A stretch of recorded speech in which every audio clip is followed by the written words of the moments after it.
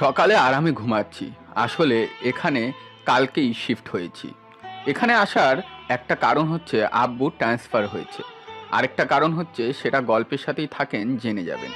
Room গোছাতে গোছাতে অনেক রাত হয়ে যায়, তাই এখনও ঘুমাচ্ছি। তখনই আম্মু এসে ডাক দিল। মুজিবুর, ওই মুজিবুর, ওঠ, সকাল হয়ে গেছে। কলসি নিয়ে গিয়ে পানি নিয়ে আয় যা। কিছুক্ষণ পর আর পানি আসবে না, তাই জলদি ওঠ। আহ, মা, কিছুক্ষণ আগেই তো ঘুমালাম আর এখনই ডাকাডাকি করছো? তুই পানি নিয়ে আয়, তারপর আবার ঘুমিয়ে থাকিস। এখন ওঠ। ওকে, তুমি যাও, আমি উঠছি। আবার যেন আমার আসতে না হয়। হুম। আম্মু চলে যাওয়ার কিছুক্ষণ পরে উঠলাম। ব্যাগের মধ্য থেকে ব্রাশ বের করে দাঁত মাজতে মাজতে রুমের বাইরে গেলাম। কোথায় কলসি? দাও, আমি পানি নিয়ে আসছি। দরজার সামনে দেখ, আছে। এক হাতে কলসি আর আরেক হাতে ব্রাশ করতে করতে বাইরে চলে আসলাম। হাঁটতে হাঁটতে একটা কলের সামনে চলে আসলাম। ওখানে হাত মুখ ধুয়ে ফ্রেশ হয়ে পানি নিয়ে আবার বাসায় চলে আসলাম। আসলে আমরা যেখানে শিফট হয়েছি ওখানে শুধু সকালে, দুপুরে আর রাত্রে 3 টাইমই খাওয়ার পানি আসে। আর বিকালে যা পানি আসে ওগুলো খাওয়ার যোগ্য না। বাসায় যেতে আম্মু আমার হাতে অনেক বড় একটা লিস্ট দিয়ে দিল। যা, গিয়ে বাজার করে নিয়ে আয়। কি? আমি বাজার করব? না তো কি আমি যাব নাকি? আমি কি একবারও বলেছি যে তুমি যাও? আব্বু কোথায়? তোর আব্বু সকাল সকাল অফিসের কাজে বেরিয়ে গেছে। ওকে, দাও। আম্মুর হাত থেকে লিস্টটা নিয়ে নিজের রুমে গিয়ে একটা হাফ প্যান্ট আর একটা টি শার্ট পরে বাইরে এসে আমার সাইকেলটা নিয়ে বাজারে যাওয়ার উদ্দেশ্যে রওনা দিলাম। সাইকেল চালিয়ে বাজার যাচ্ছি, এমন সময় একটা ছেলে সাইকেল নিয়ে আসলো। কি ভাই, বাজারে যাচ্ছ নাকি? হ্যাঁ, আর তুমি? আমিও বাজারে যাচ্ছি, কিন্তু তোমাকে তো কখনো এখানে এর আগে দেখিনি। আসলে আব্বু ট্রান্সফার হওয়ার জন্য আমরা এখানে নতুন শিফট হয়েছি। আচ্ছা, তোমার নাম কি? আমি মজিবুর, আর তোমার নাম কি? আমি ভিকি। আমরা কি বন্ধু হতে পারি? আমিও তোমার বাসার পাশের বাসায় থাকি। ওকে ফ্রেন্ড, তাহলে আজকে থেকে আর তুমি না, তুই করে বলবি। ওকে, এখন তাহলে চল বাজারে যাওয়া যাক। ভিকির সাথে কথা বলতে বলতে দুজনই বাজারে চলে আসলাম। বাজার করে আবার ভিকি আর আমি বাসায় যেতে লাগলাম। আচ্ছা ভিকি, এখানে কোন কলেজে ভর্তি হওয়া যায় বলতো? অন্য কলেজে কেন যাবি? আমি যে কলেজে ভর্তি হয়েছি সেই কলেজেই ভর্তি হয়ে যা। কলেজটা এখান থেকে কত দূর? এই তো, এখান থেকে সাইকেল দিয়ে গেলে 10 মিনিটের রাস্তা হবে। ওকে, তাহলে কালকে আমি গিয়ে ওই কলেজে ভর্তি হব। ওকে। বাসার সামনে চলে আসলাম, বাসার ভিতরে আয়। না রে, তুই যা, আমি অন্য একদিন আসবো। এমনিতেই আজকে বাজার করা অনেক দেরি হয়ে গেছে। জানি না বাসায় গেলে আম্মু কি করে। আজকে চলি ভাই, কালকে আসিস কলেজে। ভিকিকে বাই জানিয়ে বাসার ভিতরে চলে আসলাম। আম্মু, আম্মু, কোথায় তুমি? আমি রান্নাঘরে আছি, আর এত চিল্লাস কেন? আমি কখন চিল্লালাম? এই নাও, ওসব বাদ দাও। এই নাও তোমার বাজার। হাত দুটো ব্যথা হয়ে গেছে আর আমি রুমে যাচ্ছি, এখন ঘুমাবো। একদম ডাকবে না কিন্তু। ওই, এখন কিসের ঘুম? এখানে অনেক কাজ আছে, আমার সাথে এসে কাজ কর। আমি রান্না করব না। তোকে রান্না করতে কে বলেছে? তুই সব সামান সাজিয়ে রাখ। ওকে। তারপর সব সামানগুলো সাজিয়ে রাখলাম। কাজ করতে করতে প্রচুর খিদা লাগছে। আম্মু, তোমার রান্না এখনো হয়নি, আমার প্রচুর ক্ষুধা লাগছে। হ্যাঁ, আমার রান্না প্রায় শেষ। তুই টেবিলে গিয়ে বস, আর তোর আব্বু হয়তো এক্ষুনি চলে আসবে। আমি খাবার টেবিলে বসে খাবারের অপেক্ষা করছি আর মোবাইলে ফ্রি ফায়ার গেম খেলছি। কিছুক্ষণ পর আব্বু চলে আসলো। আব্বু রুমে গিয়ে ফ্রেশ হয়ে খাবার টেবিলে আসলো। তারপর আব্বু আর আমাকে খাবার দিল। কোন কলেজে ভর্তি হবি তার কি ডিসাইড করেছিস? হ্যাঁ, এখান থেকে কিছু দূরে একটা কলেজ আছে, ওটাতেই ভর্তি হব। এখান থেকে কিছু দূরে কলেজ আছে, সেটা তোকে কে বললো? আমি আব্বু আম্মুকে বিকির সব কথা বললাম। আব্বু বলল যেতে, কালকে গিয়ে ওই কলেজে ভর্তি হতে যাই। আব্বু আমার সাথে কথা বলতে বলতে খাওয়া শেষ হয়ে গেল। তারপর আমি পুরো বাসাটা ঘুরে দেখতে লাগলাম। আসলে কালকে রাতে এখানে উঠেছি তো, তাই বাসাটা ঘুরে দেখা হয়নি। বাসাটা ঘুরে দেখতে দেখতে এক পর্যায়ে ছাদে চলে গেলাম। এই বাসাটা 2 তলা, নিচের তলায় আমরা থাকি আর উপরের তলায় কে থাকে জানি না। আমি ছাদের উপরে উঠে দেখি ছাদে অনেকগুলো ফুল গাছ লাগানো, তাই আমি গিয়ে একটা গাছ থেকে ফুল ছিঁড়লাম। আসলে এটা আমার পুরনো অভ্যাস, কোথাও যদি কোনো একটা ফুল গাছ দেখি তাহলে ওখান থেকে ফুল না ছিঁড়লে মন ভালো লাগে না। ফুল ছিঁড়ে আমি পেছনে তাকাতেই দেখি একটা ছোট্ট পিচ্চি মেয়ে কোমরে হাত দিয়ে দাঁড়িয়ে আছে। আমি ওর কাছে গিয়ে ওর হাতে ফুলটা দিলাম। তখন মেয়েটা বলল, আমার গাছের ফুল ছিঁড়ে এখন আমাকেই দেয়া হচ্ছে, হ্যাঁ? তখন আমি পিচ্চি মেয়েটার দুগাল টেনে দিয়ে বললাম, সরি। আর তুমি তো দেখতে অনেক কিউট, তোমার নাম কি? আমার নাম জুই। আর তুমি গাছের ফুলটাকে না বলে ছিঁড়লে কেন? তার জন্য সরি বললাম তো। তুমি কোথায় থাকো? আমি দোতলায় থাকি। আর আমার গাছের ফুল ছেঁড়ার জন্য এখন তোমাকে শাস্তি পেতে হবে। তা কি শাস্তি পেতে হবে আমায়? কি শাস্তি দেওয়া যায়? যাও, এখন মনে পড়ছে না, যখন মনে পড়বে তখন বলবো। এখন বলো, আর কখনোই আমার এই গাছ থেকে ফুল ছিঁড়বে না। ওকে পিচ্চি। আমাকে একদম পিচ্চি বলবে না, বলে দিলাম। তাহলে তোমাকে কি বলে ডাকবো, দাদিমা? না, আমাকে নাম ধরে ডাকবে। আর আমি তোমাকে কি বলে ডাকবো? ওকে, তুমি আমাকে ভাইয়া বলে ডাকতে পারো। জুয়ের সাথে অনেকক্ষণ আড্ডা দিলাম, মেয়েটা অনেক ভালো। ওর সাথে কথা বলতে বলতে সময় যে কিভাবে চলে গেল বুঝতেই পারলাম না। এভাবেই দেখতে দেখতে আজকের দিনটা কেটে গেল। পরের দিন সকালে ঘুমাচ্ছিলাম। মজিবুর, ওই মজিবুর, উঠবি না? আজকে না কলেজে ভর্তি হতে যাবি? এত সকাল সকাল ডাকতেছো কেন? কি, এখনো তোর জন্য সকাল বসে আছে নাকি? উঠে টাইম দেখ তো কয়টা বাজে। তুমি কি আমাকে টাইম দেখার জন্য এইভাবে ডাকতেছো? তোমার সাথে পেঁচাল পাড়াটাই বেকার।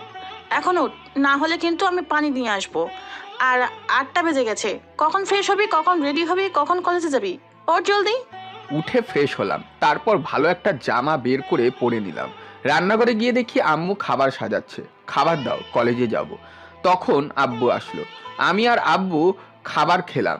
আব্বু চলে গেল ওনার কাজে, আর আমি চলে আসলাম কলেজের ভর্তি হওয়ার জন্য। আমার সেই পুরনো সাইকেলটা নিয়ে কলেজে আসলাম। অনেক বড় কলেজ দেখে এটা। সাইকেলটা এক সাইডে রেখে কলেজের ভিতরে প্রবেশ করলাম। ভেতরে গিয়ে দেখি অনেকগুলো লোক একটা ছেলেকে মারছে, কিন্তু কেউ ছেলেটার কাছে যাচ্ছে না। তাই আমি দেখতে গেলাম কি হচ্ছে ব্যাপারটা। ছেলেটাকে অনেক মারার পর লোকগুলো চলে গেল, কিন্তু কেউ ছেলেটাকে নিয়ে হসপিটালে যাচ্ছে না। তাই আমি ওই ছেলেটার কাছে গেলাম, সবার কাছে অনেক সাহায্য চাইলাম যাতে ওই ছেলেটাকে আমার সাথে হাসপাতালে নিয়ে যায়, কিন্তু কেউ আসলো না। তখনই দেখলাম ভিড়ের মধ্যে বিকি দাঁড়িয়ে আছে। ও হয়তো আমাকে দেখতে পায়নি প্রথমে, তাই আমাকে দেখে আবার কাছে আসলো। কি করছিস তুই? ছাড় একে। কি বলছিস তুই এসব বিকি? ছেলেটা যদি এভাবে পড়ে থাকে তাহলে হয়তো মারা যাবে। প্লিজ আমাকে একটু সাহায্য কর ওকে হাসপাতালে নিয়ে যাওয়ার জন্য। তুই শুনতে পাসনি মাসুমা কি বলে গেছে? মাসুমা? এই মাসুমাটা আবার কে? তোর কাছ থেকে আমি পরে সব শুনবো, আগে আমাকে সাহায্য কর, আমি ওকে হসপিটালে নিয়ে যাব। বিকি তাও না করছে। বিকিকে অনেক বোঝানোর পর সে রাজি হয়ে গেল। তাই আমরা দুজনে মিলে একটা অটো নিয়ে ছেলেটাকে হসপিটালে নিয়ে আসলাম। ছেলেটাকে আইসিইউতে নিয়ে ভর্তি করানো হয়েছে। অনেকক্ষণ চিকিৎসা করার পর ডাক্তার বের হলো।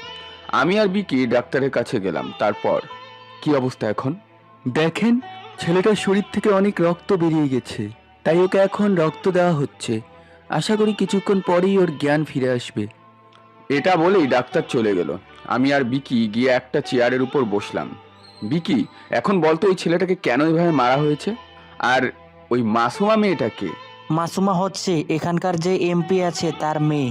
ওর একটা গুন্ডা ভাই আছে, আর সে ভাইয়ের জন্য সে কলেজে এখনো মাস্তানি করে। এই ছেলেটাকে মারার কারণ হচ্ছে ছেলেটা যখন কলেজের ভিতরে ঢুকে তখনই মাসুমার সাথে ধাক্কা লাগে, তাই ওকে এভাবে মেরেছে মাসুমার লোকেরা। আর ও যখন চলে যায় ও তখন বলে গিয়েছিল এই ছেলেকে যেন কেউ হসপিটালে না নিয়ে যায়। দেখ, তুই এখন ওকে হসপিটালে নিয়ে আসলি, জানি না কালকে কলেজে তোর সাথে কি হয়। আরে তুই এইসব নিয়ে চিন্তা করিস না, কালকে যা হবে দেখা যাবে। বিকির সাথে আরও কথা বলছিলাম, এমন সময় একটা নার্স এসে বলল ওই ছেলেটার নাকি জ্ঞান ফিরেছে। তাই আমরা দুজনই ওই ছেলেটার কাছে গেলাম। এখন কেমন আছো তুমি? এখন ঠিক আছি। আমাকে হসপিটালে নিয়ে আসার জন্য অনেক অনেক ধন্যবাদ তোমরা দুজনকে। আরে ধন্যবাদ দেওয়ার কিছুই নেই, আমরা আমারই তো। এখন বলো তোমার নামটা কি, আর তোমার বাসা কোথায়? আর তোমার বাসার কারোর নাম্বার দাও, ওদেরকে কল দিয়ে বলি আসতে। আমার নাম মিঠুন। আমার বাসা এই শহরে না, আমি এখানে 3-4 দিন হয়েছে এসেছি। ও, তা কোথায় থাকো তুমি, আর কোথা থেকে এসেছো এখানে? আমি একটা মেসে থাকি, আর আমার বাসা হায়দ্রাবাদে। আর ভাইয়া, আপনাকে কেমন যেন চেনা চেনা লাগছে। আরে আমাকে চিনবে কি করে, আজকেই তো প্রথম দেখা হলো তোমার সাথে। সেটাও তো ঠিক। আচ্ছা, তোমার নাম কি? আর ওই ভাইয়াটার নাম কি? আমার নাম মজিবুর, আর ওর নাম বিকি। আমরা যখন একই কলেজে পড়ি তাহলে ভাইয়া না, নাম ধরে ডাকতে পারো। আর তুমি বলার দরকার নেই, তুই করেই বলতে পারো। আমরা সবাই তো একই সমবয়সী, তাই না? ওকে। মিঠুনের সাথে আরো কিছুক্ষণ হাসপাতালে থাকলাম। মিঠুন কি আমাকে চিনতে পেরেছে নাকি? না, এখানে কাউকে আমার পরিচয় দেওয়া যাবে না। কিন্তু ও যে বলল আমাকে কেমন চেনা চেনা লাগছে, ওটার মানে কি? মিঠুনের বিষয়ে আমার খোঁজ খবর নিতে হবে। কিছুতেই আমার পরিচয়টা জানতে দেওয়া যাবে না। এখন যদি কেউ আমার পরিচয়টা জেনে যায়, তাহলে যে কাজে এসেছি এখানে সেই কাজটাই করতে পারবো না। হসপিটাল থেকে চলে আসার সময় ডাক্তারের সাথে কথা বলে আসলাম। ডাক্তার বলল মিঠুনের ঠিক হতে আরো 2টা দিন সময় লাগবে। তাই আর কিছু না ভেবে বাসায় চলে আসলাম। বাসায় আসতেই আম্মু জিজ্ঞেস করলো, কি হলো, তুই না কিছুক্ষণ আগেই কলেজে গেলি, আবার এখন চলে আসলি কেন? আসলে আম্মু, আমি যখন কলেজে যাই তখন আমি আম্মুকে সব খুলে বললাম। তুই অনেক ভালো একটা কাজ করেছিস বাবা। আর ছেলেটা এখন কেমন আছে? হ্যাঁ আম্মু, এখন ভালোই আছে। ডাক্তার বলেছে 2-3 দিন পর ওকে রিলিজ দিয়ে দিবে। আম্মুর থেকে আরো কিছুক্ষণ কথা বলে নিজের রুমে চলে আসলাম। এভাবেই দেখতে দেখতে আজকের দিনটা কেটে গেল। রাতের সময় আব্বুর রুমে গেলাম। আব্বু, তোমার কাজ কত দূরে গিয়েছে? আমি ওদের বিষয়ে খোঁজ খবর নিচ্ছি, তুই চিন্তা করিস না। ওদের বিষয় জেনে আমি তোকে সব বলবো। আর অনেক রাত হয়েছে, যা এখন গিয়ে ঘুমা। ঠিক আছে আব্বু। আব্বুর সাথে কিসের বিষয়ে কথা বললাম আপনারা বুঝলেন না তো? গল্পের সাথে থাকেন, সব বুঝতে পারবেন। তারপর রুমে এসে ঘুমিয়ে পড়লাম। সকালবেলা প্রতিদিনের মতন আজকেও আম্মু ডাকে ঘুম ভেঙে উঠলো। উঠে ফ্রেশ হয়ে সকালের নাস্তা করে কলেজের উদ্দেশ্যে বেরিয়ে গেলাম। কলেজে গিয়ে প্রিন্সিপাল স্যারের কাছে গেলাম। তারপর ভর্তির জন্য যা যা দরকার সবকিছু স্যারকে দেওয়ার পর স্যার বলল আমাকে নিজের ক্লাসে যেতে। আর আমিও আমার ক্লাস খুঁজতে খুঁজতে ক্লাসে চলে আসলাম। বিকিকে আজকে কলেজে দেখিনি, হয়তো এখনো আসেনিও। তাই আমি গিয়ে একটা বেঞ্চে বসলাম। আমি বেঞ্চে বসার সাথে সাথেই সকল ছাত্রছাত্রীরা কেমন যেন আর চোখে তাকিয়ে আছে আমার দিকে। নিজেকে কেমন যেন এলিয়েন এলিয়েন মনে হচ্ছে। ক্লাসে বসে একটা বই বের করে পড়ছিলাম, এমন সময় কেউ একজন এসে টান মেরে আমার থেকে বইটা নিয়ে গেল। আমি উপরের দিকে তাকাতেই ঠাস করে আমার গালে থাপ্পড় মেরে দিল কেউ একজন। ওই ছোট লোকের বাচ্চা, তোর সাহস কি করে হলো আমার বেঞ্চে বসার? বেঞ্চে তো কোথাও আপনার নাম লেখা নেই, তাহলে এটা আপনার বেঞ্চ হলো কি করে? আমি গালে হাত দিয়ে বললাম কথাটা। তখনই মেয়েটা আবার বলল, তোর তো সাহস কম না, ছোট লোকের বাচ্চা, তুই আমার মুখে মুখে কথা বলিস? আমি কোথায় আপনার মুখে মুখে কথা বললাম? আমি তো শুধু আপনাকে একটা প্রশ্ন জিজ্ঞেস করলাম, তার জন্য আমাকে এভাবে মারতে হবে? ওই, কেউ এই ফকিন্নির বাচ্চাকে আমার সামনে থেকে সরিয়ে নিয়ে যা, না হলে আজকে ওকে এখানেই মেরে ফেলবো। তখনই বিকি এসে বলল, মাসুমা, তুই তোর মাথাটা ঠান্ডা কর, আমি ওকে নিয়ে যাচ্ছি। হ্যাঁ, জলদি নিয়ে যা তো এই ছোট লোকের বাচ্চাটাকে, না হলে আজকে এখানেই ওকে মেরে ফেলবো। আর ওকে আমার বিষয়ে সব বলিস। আবার যদি কোনোদিন আমার সামনে বেয়াদবি করে, তাহলে ওকে মেরেই ফেলবো। ঠিক আছে। তারপর বিকি আমাকে টানতে টানতে ক্লাসের বাইরে নিয়ে আসলো। ওই ছাড় আমাকে, কোথায় নিয়ে যাচ্ছিস আমাকে? তুই চল আমার সাথে, আমি তোকে সব খুলে বলছি। তারপর আমি বিকির সাথে একটা গাছের নিচে আসলাম। তখন বিকি বলতে লাগলো, ওই হচ্ছে কালকের মেয়েটা। কোনটা? কালকে যে একটা ছেলেকে মারলো, মনে নেই? ওই হচ্ছে সেই মাসুমা। আর তুই আজকেও ওর সাথে ঝগড়া করতে গিয়েছিলি। আরে এখন কোথায় ঝগড়া করছি? ওই তো এসে আমাকে থাপ্পড় মারলো আর কি সব বলতে লাগলো। আর শোন, ওর সাথে কেউ আজ পর্যন্ত গলা উঁচু করে কথা বলে না, তাই তুইও আজ থেকে ওর সাথে গলা উঁচু করে কথা বলবি না। কেন? আমি কি ওর টাকায় খাই না পড়ি যে ওর কথা শুনবো? তুই এই কলেজে থাকতে চাস তো? হ্যাঁ চাই তো, থাকতে চাইবো না কেন? ওই কলেজে থাকতে হলে ওই মাসুমার কথা শুনেই থাকতে হবে। আর যদি ওর কথা না শুনি তাহলে? কালকে যে ছেলেটার অবস্থা হয়েছিল না, আজকে তোরও এই অবস্থা হবে। দেখা যাবে। এখন চল ক্লাসের ভিতর। কোথায় বসবো তাহলে এখন? মাসুমা তো ওই বেঞ্চে বসে আছে, তার মানে আমাকে অন্য একটা বেঞ্চে বসতে হবে। মাসুমার আজকের ব্যবহার দেখে আমি কিছুটা ভয় পেয়েছি। তার চেয়েও বেশি ভয় তো ক্লাসে এসে পেয়েছি, কারণ আমি যেখানে বসেছিলাম ওই জায়গায় মাসুমা একটা ছেলেকে দিয়ে মুছাচ্ছে, ওটাও ছেলেটার জামা খুলে। এখন ভাববেন কতটা ভয়ঙ্কর মেয়ে, আর সবাই ওকে কতটা ভয় পায়। কি খতরনাক মেয়ে রে বাবা। আর আমি ওর সাথে পাঙ্গা নিতে যাচ্ছিলাম। থাক বাবা, দরকার নেই। ও ওর মতন থাক আর আমি আমার মতন। এই মেয়ের থেকে যতটা দূরে থাকবো ততই আমার জন্য মঙ্গল। তাই আমি মাথা নিচু করে গিয়ে পিছনের একটা বেঞ্চে বসতে চাইলাম, কিন্তু কেউ বসতে দিল না। কেন যে ভর্তি হলাম এই কলেজে, এখন তো নিজের চুল নিজেই ছিঁড়তে মন চাচ্ছে। তারপর বিকি আর আমি একদম লাস্ট বেঞ্চে বসলাম। কিছুক্ষণ পর স্যার ক্লাসে এসে ক্লাস করাতে শুরু করলো। এভাবেই এক এক করে সবগুলো ক্লাস শেষ হয়ে গেল। তাই বিকি আর আমি বাসার যাওয়ার জন্য ক্লাস থেকে বেরিয়ে আসলাম। গেটের সামনে এসে দেখি তখনই পেছন থেকে কেউ একজন আমাকে ডাক দিল। এই ফকিন্নির বাচ্চা, এদিকে আয়। আমি আশেপাশে তাকিয়ে কাউকেও দেখতে পেলাম না। তাই আমি বেরিয়ে আসতে যাব, তখনই অনেকগুলো ছেলে এসে আমাকে কোলে করে এক জায়গায় নিয়ে আসলো। আমি ছোটার জন্য অনেক চেষ্টা করলাম, কিন্তু ছুটতে পারিনি। ছেলেগুলো এসে মাসুমার সামনে আমাকে নামালো। ওর সামনে যেতেই ঠাস ঠাস করে আমার গালে দুটো থাপ্পড় লাগিয়ে দিল। কি হয়েছে, আবার মারলেন কেন? তোর কত বড় সাহস রে! তুই ক্লাসেও আমার মুখের উপর কথা বললি, আর এখন আবার আমার মুখের উপর আবার কথা বলছিস। আমি চুপচাপ মাথা নিচু করে মাসুমার সামনে দাঁড়িয়ে আছি। তখনই মাসুমা বলতে লাগলো, কালকে আমার এতবার মানা করার পরেও তুই আমার কথা না শুনে ছেলেটাকে নাকি হসপিটালে নিয়ে গেছিস। কি হলো, কথা বলছিস না কেন? ছেলেটার অবস্থা অনেক খারাপ ছিল, তাই ওকে হসপিটালে নিয়ে যেতে হয়েছে। আর ডাক্তার বলেছে আর কিছুক্ষণ পর আনলে হয়তো ছেলেটার আর বাঁচতই না। তাহলে আজকে তোকে মারি, দেখি তো কে নিয়ে যায় হসপিটালে। না প্লিজ, আমাকে মারবেন না। আমার ভুল হয়ে গেছে, আমাকে ক্ষমা করে দেন। আর কখনো এরকম ভুল হবে না। মনে থাকে যেন। মনে থাকবে, এটা বলেই যখনই আমি ওখান থেকে চলে আসবো তখনই আবার। ওই, তোকে কি আমি যেতে বলেছি? না। তাহলে যাচ্ছিস কেন? সরি। এখন যা। কি মেরে বাবা, মনে হয় এই মেয়েটার ঘাড়ের রগ সবগুলোই টেরা। বিড়বিড় করে কি বলছিস রে? জোরে বল। না কিছু না, এটা বলেই এক দৌড়ে গেটের বাইরে চলে আসলাম। ওখান থেকে আমার সাইকেলটা নিয়ে বাসায় চলে আসলাম। আম্মু যাতে দেখতে না পায় এমনভাবে বাসায় ঢুকে নিজের রুমে চলে আসলাম। রুমের ভিতর গিয়েই ফ্রিজ থেকে এক টুকরো বরফ নিয়ে নিজের দুগালে লাগাতে লাগলাম, কারণ গালে যে মাসুমার চর মেরেছে তার 5 আঙ্গুল দাগ বসে আছে। আর এই অবস্থা যদি আম্মু আমায় দেখে তাহলে অনেক প্রশ্ন করবে। গালে বরফ লাগানো শেষ হলে একটু ঘুমালাম। মজিবুর, সন্ধ্যা হয়ে গেছে তো, এখনো তুমি যাও, আমি উঠছি। তুই কলেজ থেকে এসে কিছু খাসনি, এভাবে রুমে চলে আসলি কেন? কি হয়েছে বাবা, তোর কলেজের প্রথম দিন ভালো কাটেনি নাকি? না আম্মু, তেমন কিছু হয়নি। এমনি ভালো লাগছে না, সেই জন্য একটু শুয়ে পড়েছিলাম। তারপর উঠে হাত মুখ ধুয়ে একটু বাইরে হাঁটতে বেরোলাম। হাঁটতে হাঁটতে একটা টঙের দোকান দেখতে পেলাম।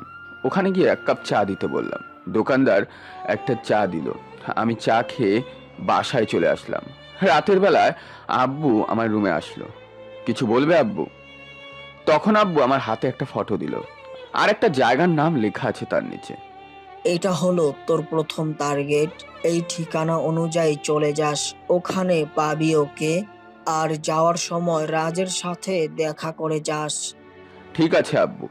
আর অন্যদিকে মাসুমা ওর আব্বু আম্মু ভাইয়ার সাথে খাবার খাচ্ছে। তখন মাসুমা ওর ভাইয়াকে বলল, কলেজে একটা ছেলে আমার সাথে আজকে বেয়াদবি করেছে, আমি তাকে শাস্তি দিতে চাই ভাইয়া।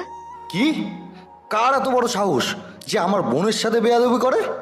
ওকে তো আমি ছাড়বো না।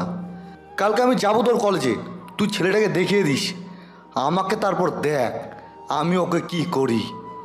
তখনই রাজের মোবাইলে একটা কল আসলো। হ্যালো, কে বলছেন? আমি বিক্রম। বিক্রম নামটা শুনেই রাজ খাবার টেবিল থেকে উঠে অন্য জায়গায় গিয়ে কথা বলতে লাগলো। বিক্রম ভাই, এতদিন পর আমাকে কল দিলেন যে, কিছু কাজ আছে নাকি? কাজ আছে দেখেই তো কল দিয়েছি, তাই না? তুই জলদি এই জায়গায় চলে আয়। ওকে ভাই, আমি এক্ষুনি আসছি। বিক্রমের কল পেয়ে রাজের শরীর থেকে ঘাম বেরোতে লাগলো, কারণ রাজ জানে এই বিক্রম কতটা ভয়ানক। তাই রাজ আর খাবার না খেয়ে জলদি ওর রুমে গিয়ে রেডি হয়ে ওর জায়গার উদ্দেশ্যে বেরিয়ে গেল। আপনারা বুঝলেন না তো এই বিক্রমটা কে? গল্পের সাথে থাকেন, সব বুঝতে পারবেন। রাজ এই জায়গায় গিয়ে দেখে একটা ছেলে কালো কোট, মুখে মাস্ক পরা, একটা চেয়ারের উপর বসে আছে। বিক্রম ভাই? হ্যাঁ, আজকে এটাকে উঠাতে হবে। তোর সাথে আর কোনো ছেলে ফেলে আনিসনি? ভাই, যেখানে আপনি আছেন সেখানে আর কোনো ছেলে পেলের দরকার নেই। ঠিক আছে, তাহলে চল। বিক্রম আর রাজ একটা গাড়ি নিয়ে রোডের মাঝখানে দাঁড় করিয়ে বিক্রমের গাড়ির ডিকির উপর বসে আছে। ওই রাস্তা দিয়ে 3টা ছেলে ঢলতে ঢলতে আসছে। ওদেরকে দেখে মনে হচ্ছে অনেক নেশা করেছে। ছেলেগুলো গাড়ির সামনে আসতেই একটা ছেলে বলল, কোন সালারে রোডের মাঝখানে এভাবে গাড়ি দাঁড় করে রেখেছে?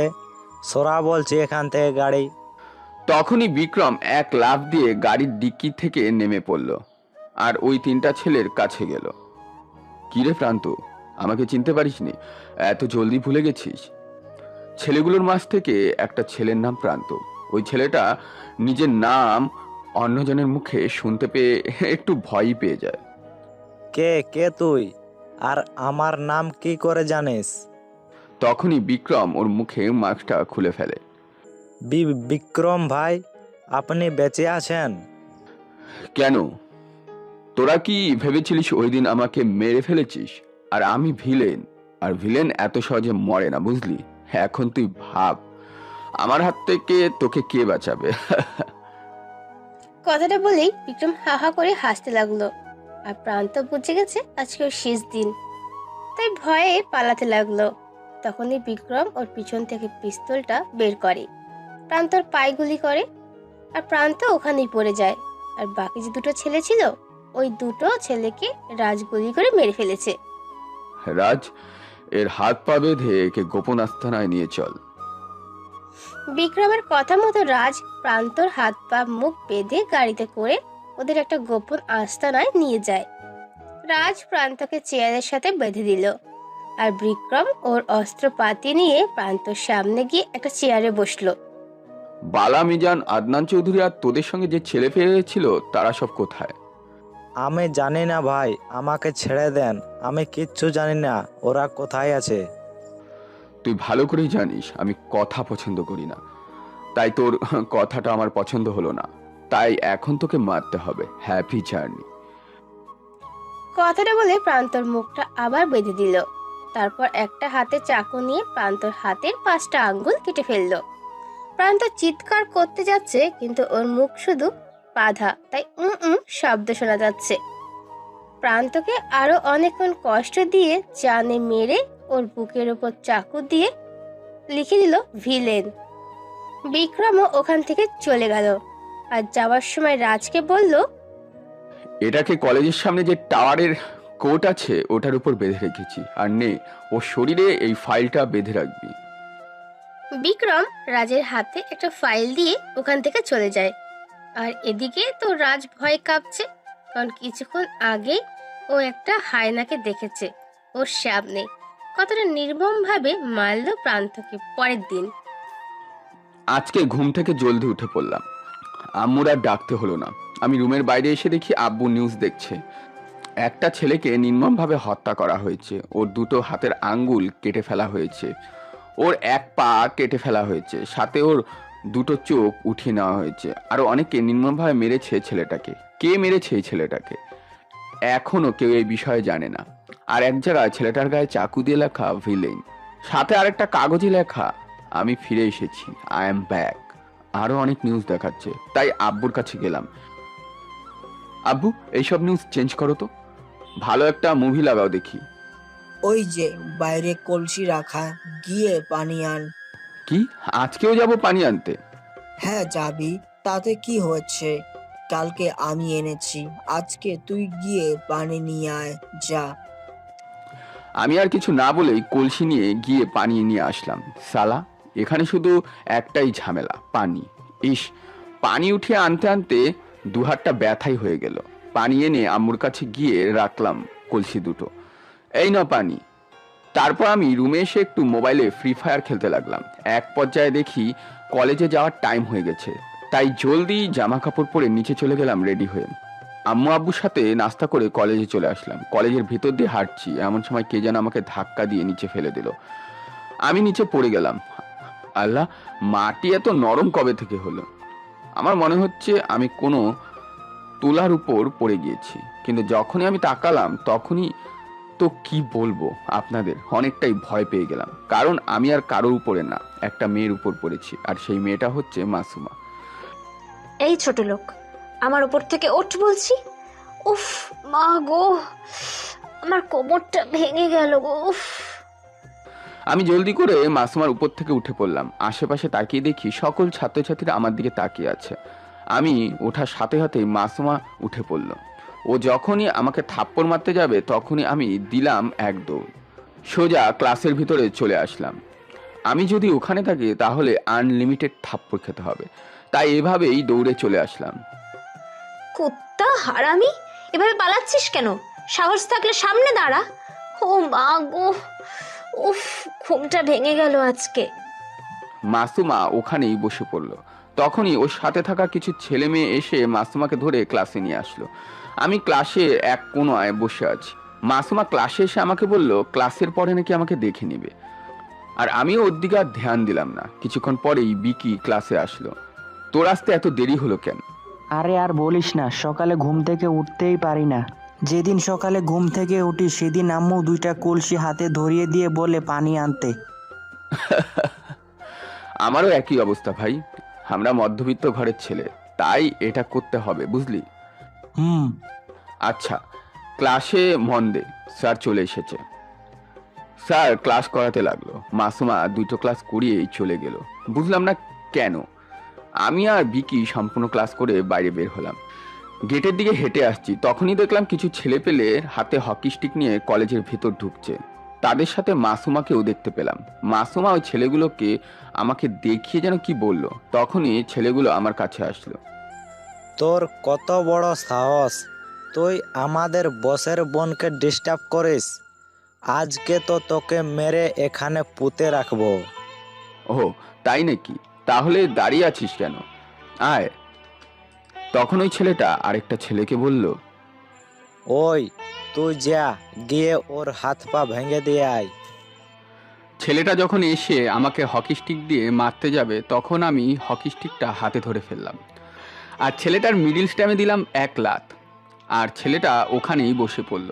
এভাবেই আরও 2-3টা চলে আসলো আমাকে মারতে, কিন্তু উল্টে আমি তাদেরকে অনেক মার দিলাম।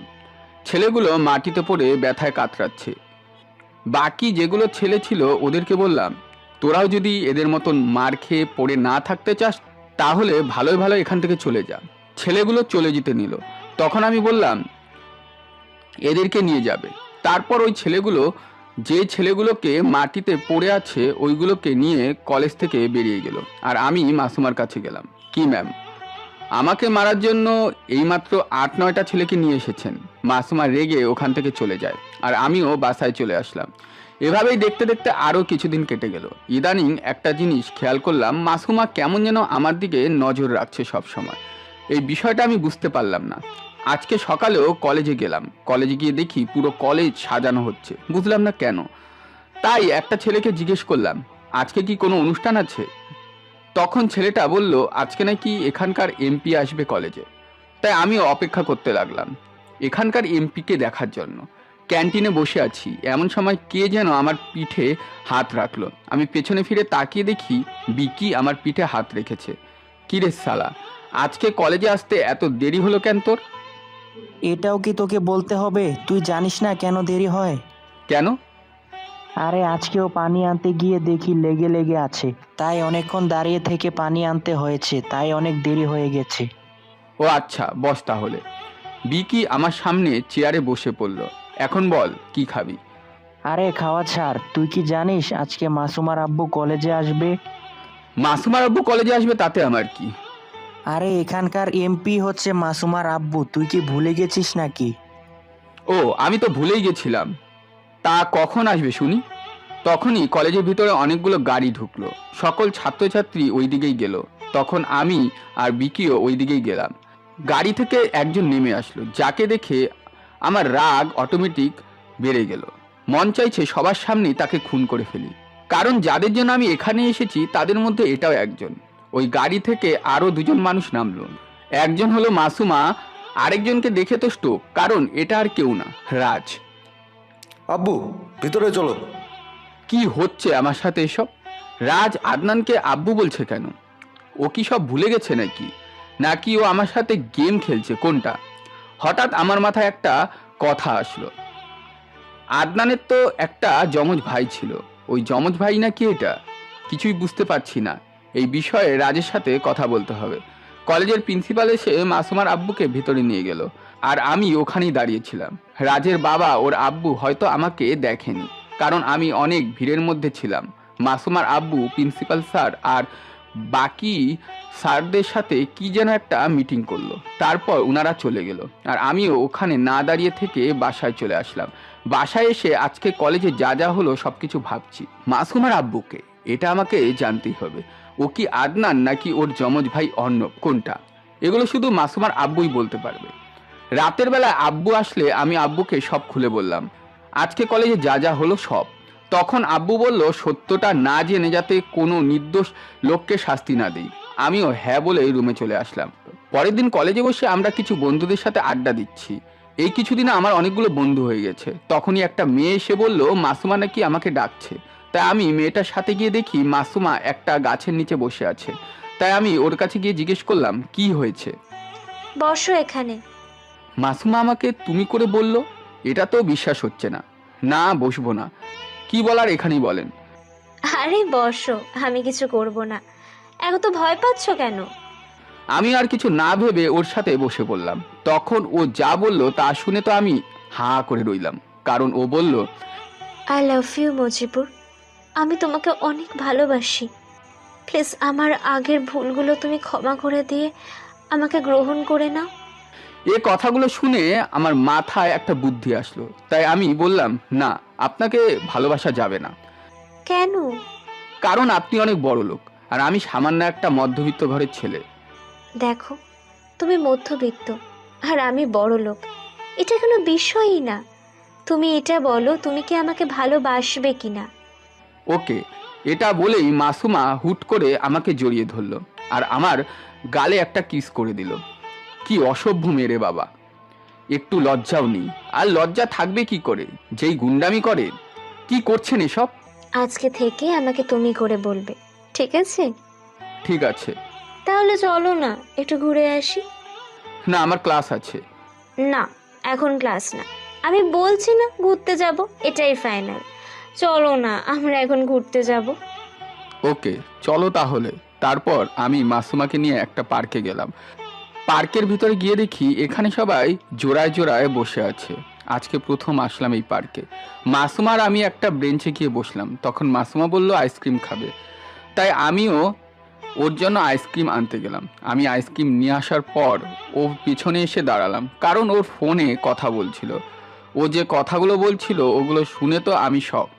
আপনারা শুনবেন? তাহলে শোনেন মাসুমা কি বলেছিল। আরে দোস্ত, তোর কি করে মনে হয় যে এই ফকিন্নির বাচ্চার সাথে আমি প্রেম করব? আমি তো ওকে শায়েস্তা করার জন্য ওর সাথে প্রেমের অভিনয় করছি। ওদিক থেকে কি বললো ওটা আমি শুনতে পাইনি। মাসুমার উপর আমার আগেই ডাউট হয়েছিল, কারণ ওর মতন মেয়ে যে কেউকে প্রপোজ করবে এটা বিশ্বাস করার কথা না। আচ্ছা দোস্ত, এখন রাখি রে, ওই ছোট লোকটা হয়তো এক্ষুনি চলে আসবে। মাসুমা কল কেটে দিয়ে বসে থাকে আর আমি অন্য দিক দিয়ে আবার ঘুরে ওর সামনে গেলাম।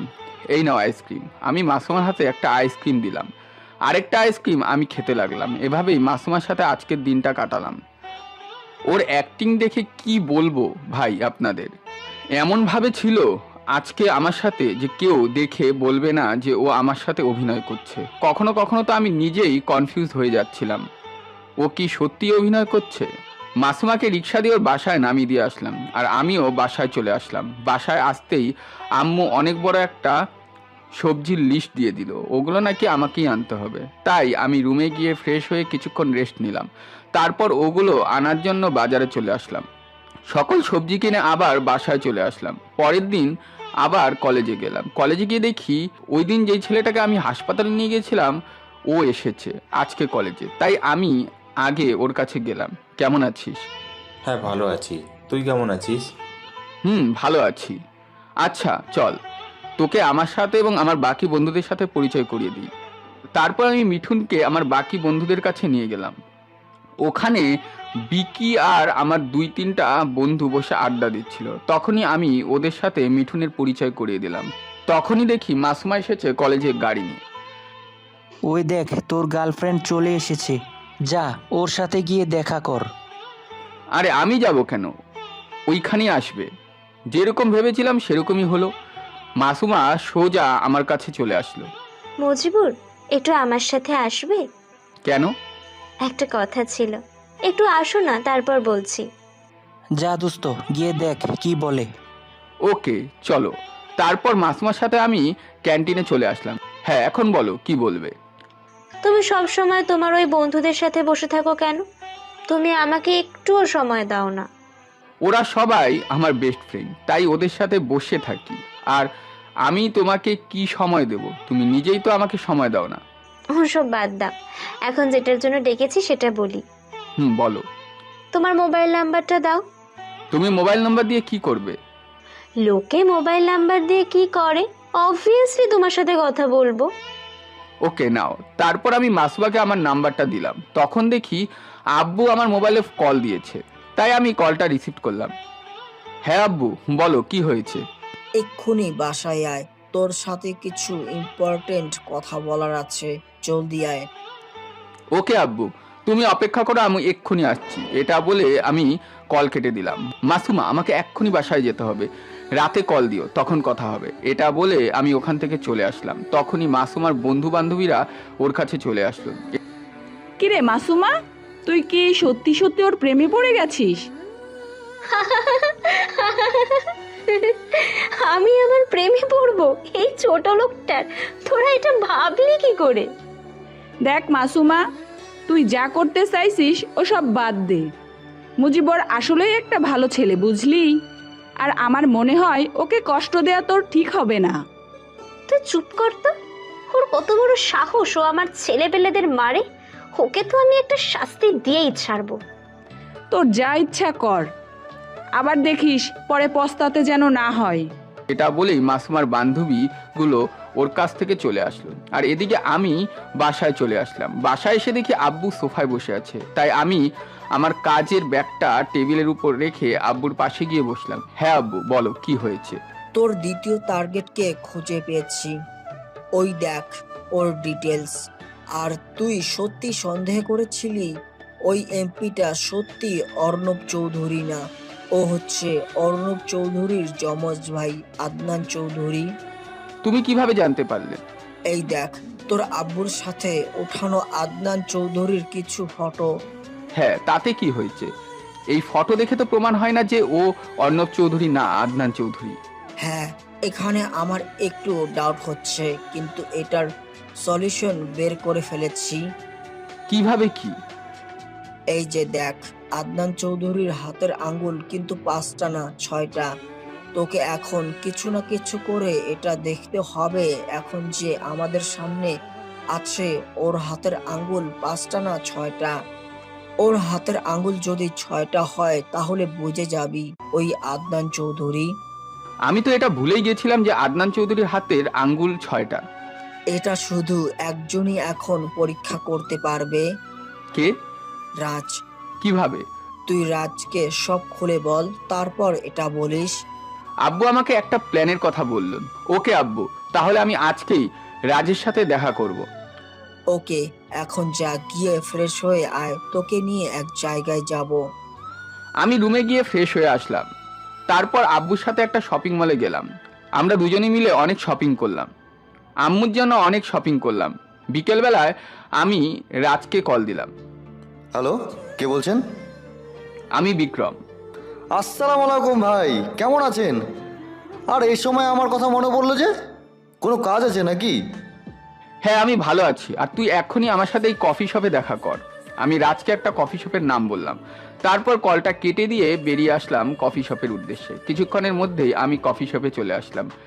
আমি ভেতরে গিয়ে দেখি রাজ একটা কিনারের টেবিলে বসে আছে, তাই আমি ওর সামনে চেয়ারে গিয়ে বসলাম। হ্যাঁ ভাই, এখন বলেন কি হয়েছে? এখন আমি তোকে যা বলবো সেটা তোর বিশ্বাস নাও হতে পারে। আপনি বলেন ভাই, বিশ্বাস হবে না কেন? আপনার কথা কি কখনো বিশ্বাস করিনি। আমার কথা যতক্ষণ না পর্যন্ত শেষ হচ্ছে ততক্ষণ তুই একটা কথাও বলবি না। ঠিক আছে ভাই, বলেন। তোর আব্বুর যে একটা যমজ ভাই আছে সেটা তুই কি জানিস? হ্যাঁ, আর উনি তো আপনার আব্বুর সাথেই কাজ করতেন, আর আপনার আব্বুর সাথেই তো উনি মারা গেছেন, তাই না? না, তোর আব্বুর যমজ ভাই মারা যায়নি। এখন যে তোর আব্বু সেজে আছে ওই হচ্ছে তোর আব্বুর যমজ ভাই, তোর চাচ্চু। কি বলছেন ভাই? এটা আমার বিশ্বাস হয় না। দেখ, তোকে আমি আমার নিজের বন্ধু ভাবি। আর তুই জানিস আমি মিথ্যা বলা পছন্দ করি না, বা নিজেও মিথ্যা বলি না। তাই তুই আমার কথা বিশ্বাস কর। আর যদি তাও বিশ্বাস না হয় তাহলে তুই একটা পরীক্ষা করে দেখতে পারিস। কি? তারপর আমি পকেট থেকে একটা ফটো বের করে রাজের হাতে দিলাম। এই দেখ, আব্বুর সাথে তোর চাচার ফটো। এই ফটোতে দেখ তোর চাচার হাতে 6টা আঙ্গুল দেখা যাচ্ছে। এখন শুধু এটাই দেখতে হবে যে তোর আব্বু যে আছে উনার হাতের পিকচারে কয়টা আঙ্গুল আছে। এটা আমি কিভাবে দেখব? তোর আব্বু ওই দিন কলেজে গিয়েছিল, আমি ওনার হাতে 5টা আঙ্গুলই দেখেছি, কিন্তু আমার বিশ্বাস হয় না এটা যে তোর আব্বু। তাই এখন এটা দেখার জন্য তোকে একটা কাজ করতে হবে। তোর আব্বু তো চা খায়, তাই না? খাই।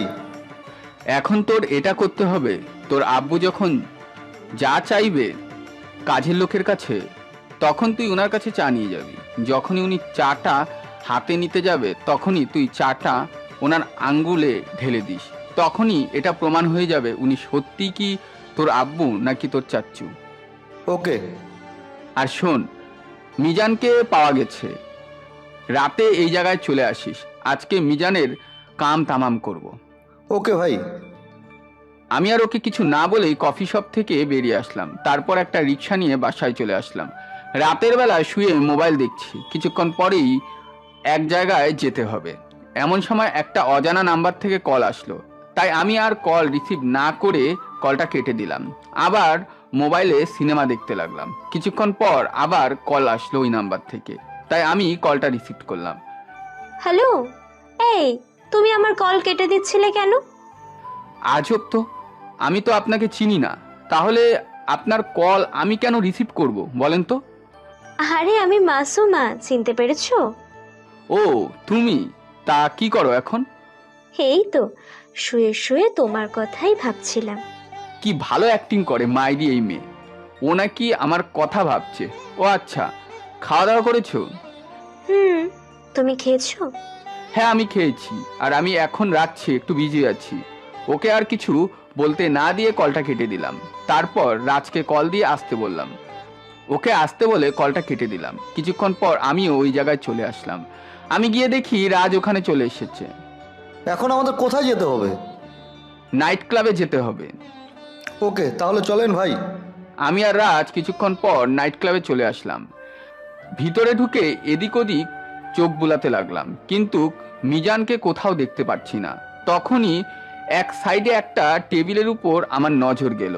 ওখানে মিজান বসে মদ খাচ্ছে, তাই আমি গিয়ে ওর পিছনের দিকে গিয়ে ওর কাঁধে হাত রাখলাম। মিজান আমাদের দিকে তাকানোর আগেই আমার হাতে একটা ইঞ্জেকশন ছিল ঘুমের, ওটা ওর গলার পাশে লাগিয়ে দিলাম, আর ও সেকেন্ডেই অজ্ঞান হয়ে গেল। আমি আর রাজ ওকে ধরে নাইট ক্লাবের বাইরে নিয়ে এসে একটা গাড়িতে বসালাম। তারপর ওকে নিয়ে একটা নির্জন জায়গায় চলে আসলাম, যেখানে নাকি কেউ আসা যাওয়া করে না। ওকে একটা চেয়ারের সাথে বেঁধে রাখলাম। রাজ, আমার ব্যাগে দেখ গরম পানির বোতল আছে, ওটা নিয়ে আয়। রাজ পানির বোতল নিয়ে আসলো, আর আমি পুরো পানি মিজানের মুখে ঢেলে দিলাম। তখন ওর জ্ঞান ফিরে আসলো। ও আশেপাশে তাকাচ্ছে, ও হয়তো কিছুই বুঝতে পারছে না। তখনই আমি হাতে একটা চাকু নিয়ে ওর সামনে গিয়ে দাঁড়ালাম। কে তুই? বিক্রম। এটা বলেই আমি আমার মুখের মাস্কটা খুলে ফেললাম। মিজান তো আমার চেহারা দেখে ভয় পেয়ে গেল। বিক্রম ভাই, আপনি বেঁচে আছেন? হ্যাঁ রে, আমি বেঁচে আছি।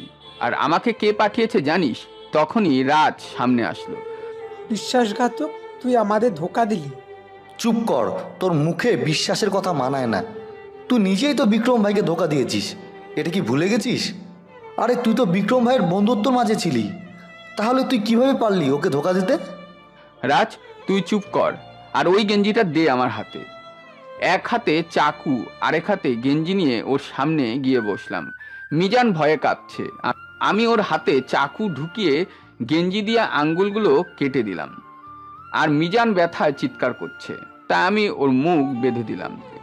এখন আমি তোকে যা জিজ্ঞেস করবো তার উত্তরই দিবি। যদি একটা উত্তর ভুল হয় তাহলে তোকে এখানেই মেরে ফেলবো। মিজান মাথা নাড়িয়ে হ্যাঁ বলল। প্রথমে বল, বালা কোথায়? আমি ওর মুখে টেপটা তুলে দিলাম।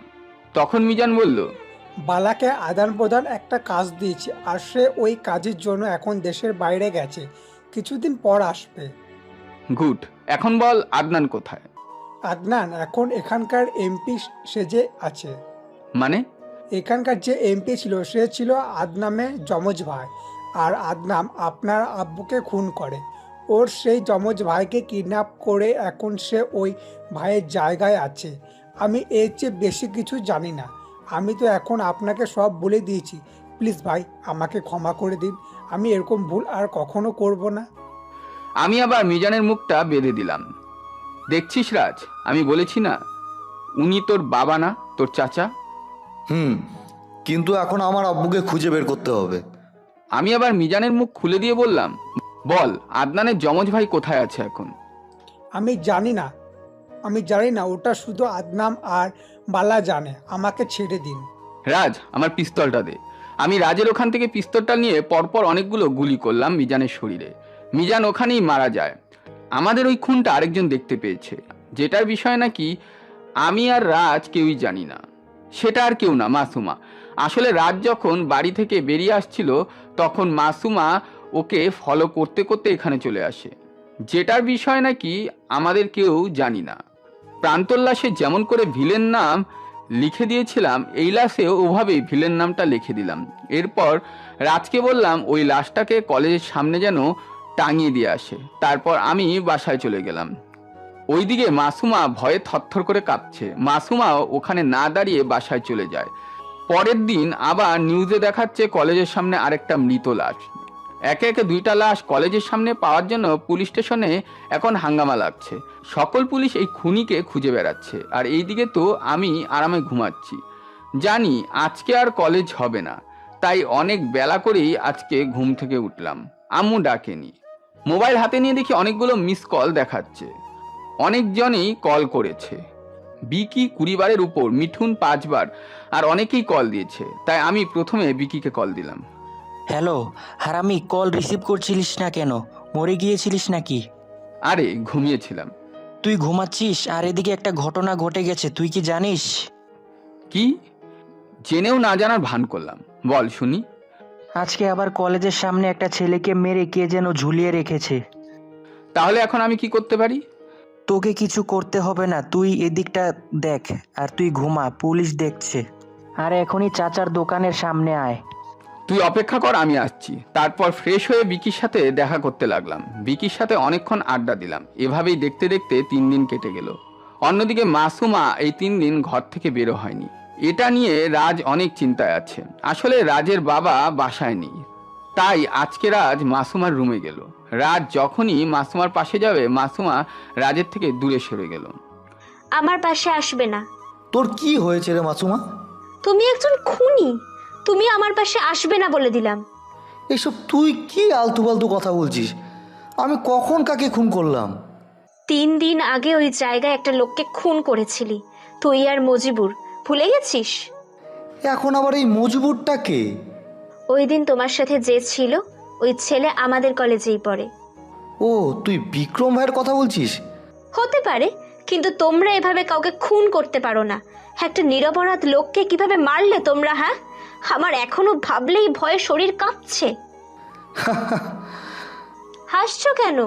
তোর কথা শুনে হাসি পেল, তাই হাসলাম। মানে আমি হাসার মতো কি বললাম? তুই জানিস আমরা যাদের মেরেছি তারা কে আর কেন মেরেছি? না। তাহলে শোন, আজকে তোকে সব বলি। আমি কিভাবে মাস্তান হলাম আর কেনই বা এই খুনটা করলাম। বলো, আমি শুনবো। তুই যাকে মজিবুর বলছিস সে কে জানিস? না, কে সে? হায়দ্রাবাদের সবচেয়ে বড় ডন কাকার একমাত্র ছেলে মজিবুর রহমান, যাকে নাকি সবাই বিক্রম ভাই বলে ডাকতো। তোকে আজ থেকে 3 বছর আগের কাহিনী বলি। অতীত। বিক্রম বড়লোক বাবার একমাত্র ছেলে বলে সে অনেক বকাটে টাইপের ছিল। আর আমাদের ফ্রেন্ড সার্কেলে 5 জন ছিলাম। প্রথম হচ্ছে বিক্রম, ও যদিও আমার ফ্রেন্ড ছিল কিন্তু সবাই ওকে ভাই বলে ডাকতো। 2 হচ্ছে বালা, বিক্রমের বেস্ট ফ্রেন্ড। 3 হচ্ছে প্রান্ত। 4 মিজান, আর লাস্টে ছিলাম আমি। কারণ আমি ওখানে সবার লাস্টে গিয়ে কলেজে ভর্তি হয়েছিলাম। কিন্তু হঠাৎ ওর লাইফে একটা মেয়ে আসে যে নাকি বিক্রমকে পুরো পাল্টে দেয়। কলেজে বসে সকল ছেলে মেয়েদের র্যাগিং দিচ্ছে, কিন্তু একটা মেয়ে আমাদের র্যাগিং মানলো না, তাই ওকে কান ধরে রোদের মধ্যে দাঁড় করিয়ে রেখেছি। মেয়েটা একটা ইনোসেন্ট ফেস করে আমাদের দিকে তাকিয়ে রয়েছে। মেয়েটা অনেকক্ষণ রোদে দাঁড়িয়ে থাকার জন্য অজ্ঞান হয়ে পড়ে, তাই আমি আর আমার বন্ধুগুলো মিলে ওর কাছে গিয়ে ওকে উঠাই। এই মেয়ের কি হয়েছে, এভাবে শুয়ে পড়লো কেন? মেয়েটাকে অনেক ডাকাডাকি করলাম কিন্তু কোনো রেসপন্স পাচ্ছি না, তাই আর কিছু না ভেবে মেয়েটাকে কোলে করে লাইব্রেরিতে নিয়ে আসলাম। তারপর একটা টেবিলে শুয়ে দিলাম এবং ওর মুখে পানি ছিটিয়ে দেওয়ার সাথে সাথে ওর জ্ঞান ফিরে আসলো। জ্ঞান ফেরার সাথে সাথে ভ্যাভে করে কান্না করে দিল মেয়েটা। তাই আমি মেয়েটাকে জোরে ধমক দিলাম, কিন্তু মেয়েটা আমার ধমক শুনে আরো জোরে জোরে কান্না করতে লাগলো। এই মেয়ে, কান্না বন্ধ করবি নাকি তোকে কলেজের বিল্ডিং থেকে ফেলে দেব? মেয়েটা সাথে সাথে কান্না বন্ধ করে দিল। এই মেয়ে, তোর নাম কি? মনি। তুই তোতলা? না না, আমি তোতলা হতে যাব কেন? তাহলে তোর নাম ভালো করে বলতে পারিস না? একটু ধমকে সুরেই বললাম। মেয়েটা আবার কান্না করে দিল। ওই তোর এইটাকে দেখ, ওর কাছে আমি আরো কিছুক্ষণ থেকে ওকে কখন কি করে ফেলবো নিজেও জানি না। এটা বলে আমি ওখান থেকে চলে আসলাম। কলেজের বাইরে আসলাম, তখন একটি পুলিশের গাড়ি এসে আমাকে জোর করে গাড়িতে উঠিয়ে নিয়ে থানায় চলে এলো। আমি কিছুই বুঝতে পারলাম না, ওরা কেন আমাকে থানায় নিয়ে আসলো। ওরা আমাকে জেলের ভিতর ভরে দিল। কিছুক্ষণ পরে জেলের বাইরে অনেকগুলো বডি আসলো। সকল পুলিশরা দৌড়ে বাইরে গেল। গাড়ি থেকে একটা লোক বের হলো। সবাই ওনাকে দেখে সালাম দিতে লাগলো। লোকটা সোজা থানার ভিতর এসে থানার ওসিকে ঠাস করে একটা থাপ্পড় মেরে দিল। থাপ্পড়ের আওয়াজ শুনে আমি ওইদিকে তাকিয়ে দেখি আব্বু এসেছে। ওই দারোগা, তোর সাহস কি করে হলো আমার ছেলেকে জেলের ভিতরে বন্দি করার? আমার ভুল হয়ে গেছে কাকা, আমাকে মাফ করে দিন। কিন্তু আপনার ছেলে এমন অন্যায় করেছে যার জন্য তাকে অ্যারেস্ট করতে বাধ্য হয়েছি। আরে আমি করেছিটা কি সেটা তো বলেন। হ্যাঁ বলেন, আমার ছেলে কি করেছে? আপনার ছেলের জন্য নাকি কলেজের কোনো মেয়ে ভালোভাবে থাকতে পারে না, সবসময় মেয়েদের টিজ করে, ওদের সাথে আরও অনেক খারাপ ব্যবহার করে। আপনার ছেলের জন্য আমার থানায় ডেইলি অনেকগুলো করে কমপ্লেন আসে। দেখেন কাকা, আপনি এলাকার অনেক সম্মানিত একজন ব্যক্তি, আর আপনার ছেলে যদি এসব করে তাহলে কি আপনার মান সম্মান থাকবে? পুলিশের কথা শুনে আমি মাথা নিচু করে ফেললাম।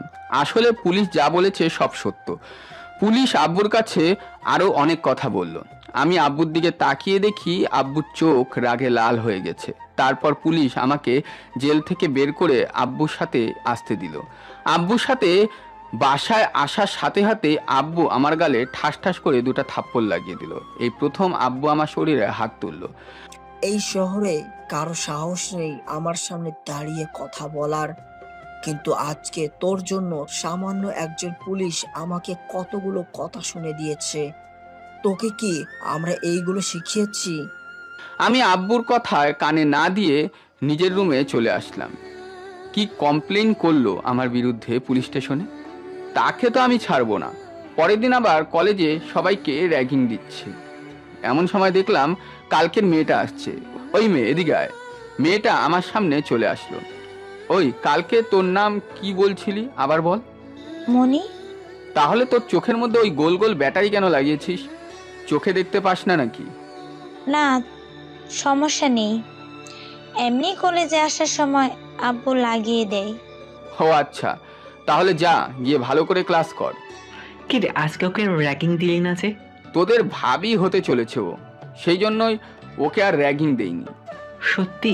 ফাইনালি তুই কোনো মেয়েকে পছন্দ করলি? তারা এই খবরটা কাকাকে বলা দরকার। একদম না। এখন যদি তুই আব্বুকে এসব বলিস তাহলে কিছুদিন পরে দেখবি আব্বু প্রেমের সাথে আমার বিয়েও ঠিক করে দিয়েছে। আর আমি চাই না ওকে এভাবে বিয়ে করতে। আগে ওর সাথে প্রেম করব, তারপর বিয়ে। ওই মেয়ে তো তোকে থেকেই ভয় পায়। ওই হারামি, ওই মেয়ে কি? আজকে থেকে ভাবি ডাকবি, বুঝলি? ওকে ভাই, এখন চল ক্যান্টিনে কিছু খেয়ে আসি, প্রচুর খিদা পেয়েছে। ভিকির সাথে যখনই খেতে যাব তখনই আদনান আঙ্কেলের কল আসলো। হ্যাঁ আঙ্কেল, বলেন। আমাদের গাড়িটা মাঝ রাস্তায় নষ্ট হয়ে গেছে, তুই একটা মেকানিক নিয়ে এখানে আয়। আপনারা কোথায় আছেন বলেন, আমি ওখানে আসছি। আদনান আঙ্কেল একটা ঠিকানা দিল, তাই আমি আমার বন্ধুদেরকে বলে ওই জায়গায় চলে গেলাম, সাথে একটা মেকানিককে নিয়ে। আমি ওখানে গিয়ে দেখি আব্বু গাড়ির ভিতর বসে আছে আর আদনান আঙ্কেল গাড়ির বাইরে। তাই আমি আব্বুকে আমার বাইকে করে বসালাম আর নিয়ে আসলাম। আদনান আঙ্কেলকে বললাম যাতে গাড়ি ঠিক হয়ে যাওয়ার পর উনি চলে আসে। রাস্তায় আসার সময় আব্বুর সাথে অনেকক্ষণ কথা বললাম। এভাবেই দেখতে দেখতে অনেকগুলো দিন কেটে গেল। ওই তোরা বলতো তোদের ভাবিকে কিভাবে প্রপোজ করব? হাতে একটা গোলাপ ফুল নিয়ে সোজা গিয়ে মেয়েটার সামনে হাঁটু গেড়ে বসে প্রপোজ করে দে। এতে হয়ে যাবে। হ্যাঁ, কিন্তু আমার যে ভয় করছে। যাকে দেখে পুরো এলাকার লোক ভয় পায় সে নাকি সামান্য একটা মেয়েকে ভয় পাচ্ছে, এটা ভাবতেই তো আমার হাসি পাচ্ছে। আমি মিজানের পিঠে একটা ঘুষি মেরে ওখান থেকে চলে আসলাম। অনেক দিন হয়ে গেছে ক্লাস করিনি, তাই ক্লাস করতে চলে গেলাম। আমাকে ক্লাসের ভিতরে দেখে সবাই অবাক, কারণ আমি কোনোদিনও ক্লাসে আসিনি, তাও কলেজে সব থেকে ভালো রেজাল্ট করি। কিভাবে ভালো রেজাল্ট করি আপনারা হয়তো বুঝেই গেছেন। আর না বুঝলে বলি, কলেজে যতগুলো স্যার ম্যাডাম আছে সবগুলোকে ব্ল্যাকমেল করে এক্সামে সবার থেকে বেশি নম্বর পাই। সবগুলো ক্লাস করলাম। তারপর কলেজের বাইরে এসে মনির জন্য দাঁড়িয়ে আছি, কারণ আজকে ওকে প্রপোজ করব। তাই কিছুক্ষণ অপেক্ষা করার পর দেখলাম মনি এসেছে, আর ওইদিকে ওর বান্ধবীরাও সাথে আছে। মনি আমার সামনে দিয়ে চলে যেতে নিচ্ছিল, তখনই আমি ডাক দিলাম, এই মেয়ে দাঁড়া, এইদিকে আয়। মনি ভয়ে ভয়ে আমার কাছে আসলো। বস বাইকের পেছনে। কেন? কেন সেটা পরেই জানতে পারবি, এখন বসতে বলছি তাই বস। মনি ওর দুই বান্ধবীকে পায়ে জানিয়ে আমার বাইকের পিছনে বসলো, আর আমি ওকে নিয়ে একটা পার্কে গেলাম। পার্কের দিকে নজর যেতেই দেখলাম সবাই জোড়ায় জোড়ায় বসে আছে। তখনই মনি জিজ্ঞেস করলো, আমাকে নিয়ে এখানে এসেছেন কেন? তুই এখানে বস, আমি আসছি এক্ষুনি। মনিকে একটা বেঞ্চে বসিয়ে দিয়ে আমি পার্কের বাইরে এসে একটা দোকান থেকে কিছু গোলাপ ফুল নিয়ে নিলাম। তারপর মনির সামনে গিয়ে হাঁটু গেড়ে বসলাম। দেখ, কিভাবে প্রপোজ করতে হয় সেটা হয়তো আমি জানি না, কিন্তু আমি এটা জানি যে আমি তোকে অনেক ভালোবাসি। ওই দিন যখন তুই কান্না করছিলি, বিশ্বাস কর আমার কলিজাটা ফেটে যাচ্ছিল। জানি না কেন, আমি জানি না তুই কেন আমাকে এত ভয় পাস। তুই বিশ্বাস কর, আমি তোকে কখনো কষ্ট দিব না। সারা জীবন তোর হাত দুটো ধরে রাখবো, সুখে দুঃখে হোক, সব সময় আমি তোর পাশেই থাকবো। এখন বুঝি তুই আমার প্রপোজটা অ্যাকসেপ্ট করিস, তাহলে নে আমার হাতের ফুলগুলো নে। আমি ভাবছিলাম মনি হয়তো আমার হাত থেকে ফুলগুলো নিবে, কিন্তু আমার হাত থেকে ফুলগুলো নিল আর আমার হাত ধরে ওর পাশে বসলো আর বলল, আমি আপনাকে এক ভালোবাসতে পারি, কিন্তু আমার একটা শর্ত আছে। কি? আপনাকে এসব গুন্ডাগিরি ছাড়তে হবে। কালকে থেকে কখনো কাউকে মারবেন না, বা কলেজে কোনো মেয়েকে টিচ করবেন না। ওকে ঠিক আছে, তাহলে কালকে থেকে সব ছেড়ে দেব। এখন ঠিক আছে, এখন চল তো বাসায় দিয়ে আসি। এক মিনিট, আজকে থেকে আমাকে তুই করে বলতে পারবেন না। আপনার মুখে তুই ডাকটা শুনলে কেমন ভয় ভয় করে। ওকে ঠিক আছে, তাহলে তুমিও আমাকে আপনি না বলে তুমি করে ডাকিও, ঠিক আছে? তাহলে চলো এখন বাসায় যাওয়া যাক। চলো না নদীর পাড়ে ঘুরতে যাই। সত্যিই যাব? তুমি? হ্যাঁ। ওকে চলো তাহলে। তারপর আমি মনিকে নিয়ে নদীর পাড়ে একটা বেঞ্চে বসলাম। তারপর বললাম, তুমি এখানে বসো, আমি তোমার জন্য বাদাম নিয়ে আসি। মনিকে একটা বেঞ্চের উপর বসিয়ে বাদাম আনতে চলে গেলাম। আমি বাদাম নিয়ে এসে দেখি 2-3টা ছেলে মনিকে বিরক্ত করছে। কি হচ্ছে এখানে? আমার কথা শুনে ছেলেগুলো পিছনের দিকে তাকালো। ওই কে রে তুই, আর আমাদের ডিস্টার্ব করছিস কেন? দেখছিস না এখানে একটা ময়না পাখি পেয়েছি? ওদের কথা শুনে যখনই আমি ছেলেগুলোকে মারতে যাব, তখনই মনি দৌড়ে এসে আমার হাত ধরে ফেললো। তখনই ওই ছেলেগুলোর মধ্যে একজন বলল, বিক্রম ভাই আপনি? ভাই প্লিজ, আমাদের ভুল হয়ে গেছে, আমাদের ক্ষমা করে দিন। জীবনে আর কখনো কোনো মেয়েকে ডিস্টার্ব করব না, আজকের মতো মাফ করে দিন। কথাগুলো বলেই ছেলে 3টা দৌড়ে পালিয়ে গেল ওখান থেকে। আমিও ওদেরকে কিছু বললাম না, কারণ ওদের শাস্তি আমি রাতেই দেব। আমি মনির হাত ধরে নদীর পাড়ে হাঁটছি আর বাদাম খাচ্ছি দুজনে। পুরো বিকেলটা কাটিয়ে দিলাম আমি মনির সাথে যখন ঘোরাঘুরি করছিলাম, তখন আব্বু অনেকবার কল দিয়েছিল, কিন্তু আমি কলটা রিসিভ করিনি। সন্ধ্যার সময় মনিকে বাসায় নামিয়ে দিয়ে আমি আমার বাসায় চলে আসলাম। বাসায় আসার সাথে সাথে আব্বুর সামনে পড়ে গেলাম। মেয়েটা কে ছিল? কোন মেয়ে? যার সাথে নাকি নদীর পাড়ে হাত ধরে হাঁটাহাঁটি করেছিলি, আবার বাদামও খাইয়ে দিচ্ছিস সেই মেয়েটা? আসলে আব্বু, ওর নাম মনি। আমরা দুজনই দুজনকে ভালোবাসি। শুধু ভালোবাসিস নাকি বিয়েও করবি, কোনটা? বিয়ে করব। মেয়ের বাপের নাম কি? মেয়ের বাসা কোথায়? সেগুলো ঠিক জানি না, কালকে গিয়ে জেনে নেব। এখন আমি রুমে যাই। আব্বুকে কিছু বলতে না দিয়ে আমি দৌড়ে নিজের রুমে চলে আসলাম। পরের দিন সকালে নিউজে দেখাচ্ছে 4 জন লোককে কে যেন নির্মমভাবে হত্যা করেছেন। ওদের মধ্যে একজন পুলিশ অফিসার আর বাকি 3 জন কলেজ স্টুডেন্ট। এই নিউজটা আব্বু দেখতে পেল, তাই আব্বু আমাকে ওনার কাছে ডাকলো। হ্যাঁ আব্বু, বলো। পুলিশকে কেন মেরেছিস আর বাকি 3টা ছেলেকে কেন মেডিসিন বল? ওই পুলিশ অফিসারের কত বড় সাহস তোমার সামনে দাঁড়িয়ে তোমার চোখে চোখ রেখে কথা বলে, তাই ওর চোখ দুটো উঠিয়ে ওর হাত পা কেটে দিয়েছি। আর বাকি ছেলেগুলো কে, কেন মারলি? ওই 3টা ছেলে মনিকে অনেক বাজে কিছু কথা বলেছিল আর আমার মুখের উপর কথা বলেছিল, তাই। আব্বু আমাকে আরো কিছু বলল। আব্বু জানে উনি যদি কিছু বলে তাহলে শুনবো না, তাই আব্বু আর কিছু বলল না। আমি সকালের খাবার খেয়ে কলেজে চলে আসলাম। কলেজে এসে আমি আমার হারামি বন্ধুদের সাথে আড্ডা দিচ্ছি, এমন সময় দেখি মনি আসছে। মনি এসে আমাকে বলল, তোমাকে বলছি না ক্লাসের সময় বসে এখানে আড্ডা দিবে না?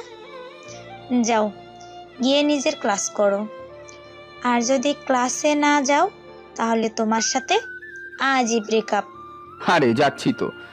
আর তোমার এই বন্ধুগুলোকেও নিয়ে যাও, আর এদেরকে বলতে পারো না চুল কাটতে কি পাখির বাসার মতো করে চুল রেখেছে। ভাবি, ভাইয়ের কাছে কিছু বলবেন না। যদি বলেন তাহলে এখন ও চুল কেটে দেবে। বিশ্বাস করেন, কালকে গিয়ে সবাই চুল কাটবো। কি বলিস তোরা? সবাই বলল হ্যাঁ, চুল কেটে আসবে। মনে থাকে যেন। আর তোমরা এখানে দাঁড়িয়ে আছো কেন? যাও। আমি আমার বন্ধুগুলোকে নিয়ে ক্লাসে চলে আসলাম, আর ওদিকে মনি নিজে নিজেই হাসছে। ক্লাসে বসে আছি, এমন সময় বালা বলল, কি রে ভাই, সবাই তোকে দেখে ভয় পায় আর ভাবি তো দেখি তোকে অর্ডার করছে, কি ব্যাপার? আরে ওইসব কিছু না, এখন ক্লাস কর। স্যার ক্লাস করাচ্ছে আর আমরাও ভালো করে ক্লাস করছি। আর আমাদের সবাইকে ক্লাসে দেখে অনেক অবাক হয়েছিল, তাও কিছু বলল না। এভাবেই দেখতে দেখতে অনেকগুলো দিন কেটে গেল। একদিন বন্ধুদের সাথে আড্ডা দিতে গিয়ে দেখি মনি তার আব্বু আম্মু আমাদের বাসায় এসেছে। আব্বু আমাকে দেখেই ওনার কাছে ডাক দিল। আমি আব্বুর পাশে গিয়ে বসলাম। এটাই তো সেই মেয়েটা, তাই না? হ্যাঁ আব্বু। আমি ঠিক করেছি, সামনের শুক্রবার তোদের বিয়ে দিব। কি বলেন বিআই সাহেব? দেখতে দেখতে আমাদের বিয়ের দিনও চলে আসলো। বিয়ের একদিন আগে মনির আম্মুর একজন ভাইয়ের কি যেন হয়, সেজন্য মনির আব্বু আম্মু ওখানে চলে যায়। তাই আমরা 3 বন্ধু মিলে মনির আব্বু আম্মুকে আনতে যাই। আসলে রাজকে আব্বু একটা কাজে দেশের বাইরে পাঠিয়েছে। রাজ যেতে চাইছিল না, কিন্তু আব্বুর জোরাজোরিতে রাজ যেতে রাজি হয়। বিয়ের কিছুক্ষণ আগে আমরা সবাই আসবো এমন কথা বলে যাই আব্বু আর আম্মুকে। মনি, আব্বু আম্মু আর আমার ছোট বোন ওরাও বাসায় থাকে, কারণ বিয়েটা বাসায় হবে। আমরা 4 বন্ধু মিলে মনির আব্বু আম্মুকে আনতে মনির নানুর বাড়িতে গেলাম। ওখান থেকে ওদেরকে নিয়ে গাড়ি দিয়ে আসছি। বাসায় এসে যে এমন কিছু দেখতে পাবো তা আমি কল্পনাও করতে পারিনি। বাসায় এসে দেখি পুরো বাড়ি রক্তে লাল হয়ে আছে। পুরো বাসাটা সাজানো ছিল, কিন্তু ফুলগুলো এখানে ওখানে ছড়ানো ছিটানো আছে। আমি গাড়ি থেকে নেমে দৌড়ে বাসার ভিতরে গেলাম। বাসার ভিতরে অনেকগুলো লাশ পড়ে আছে।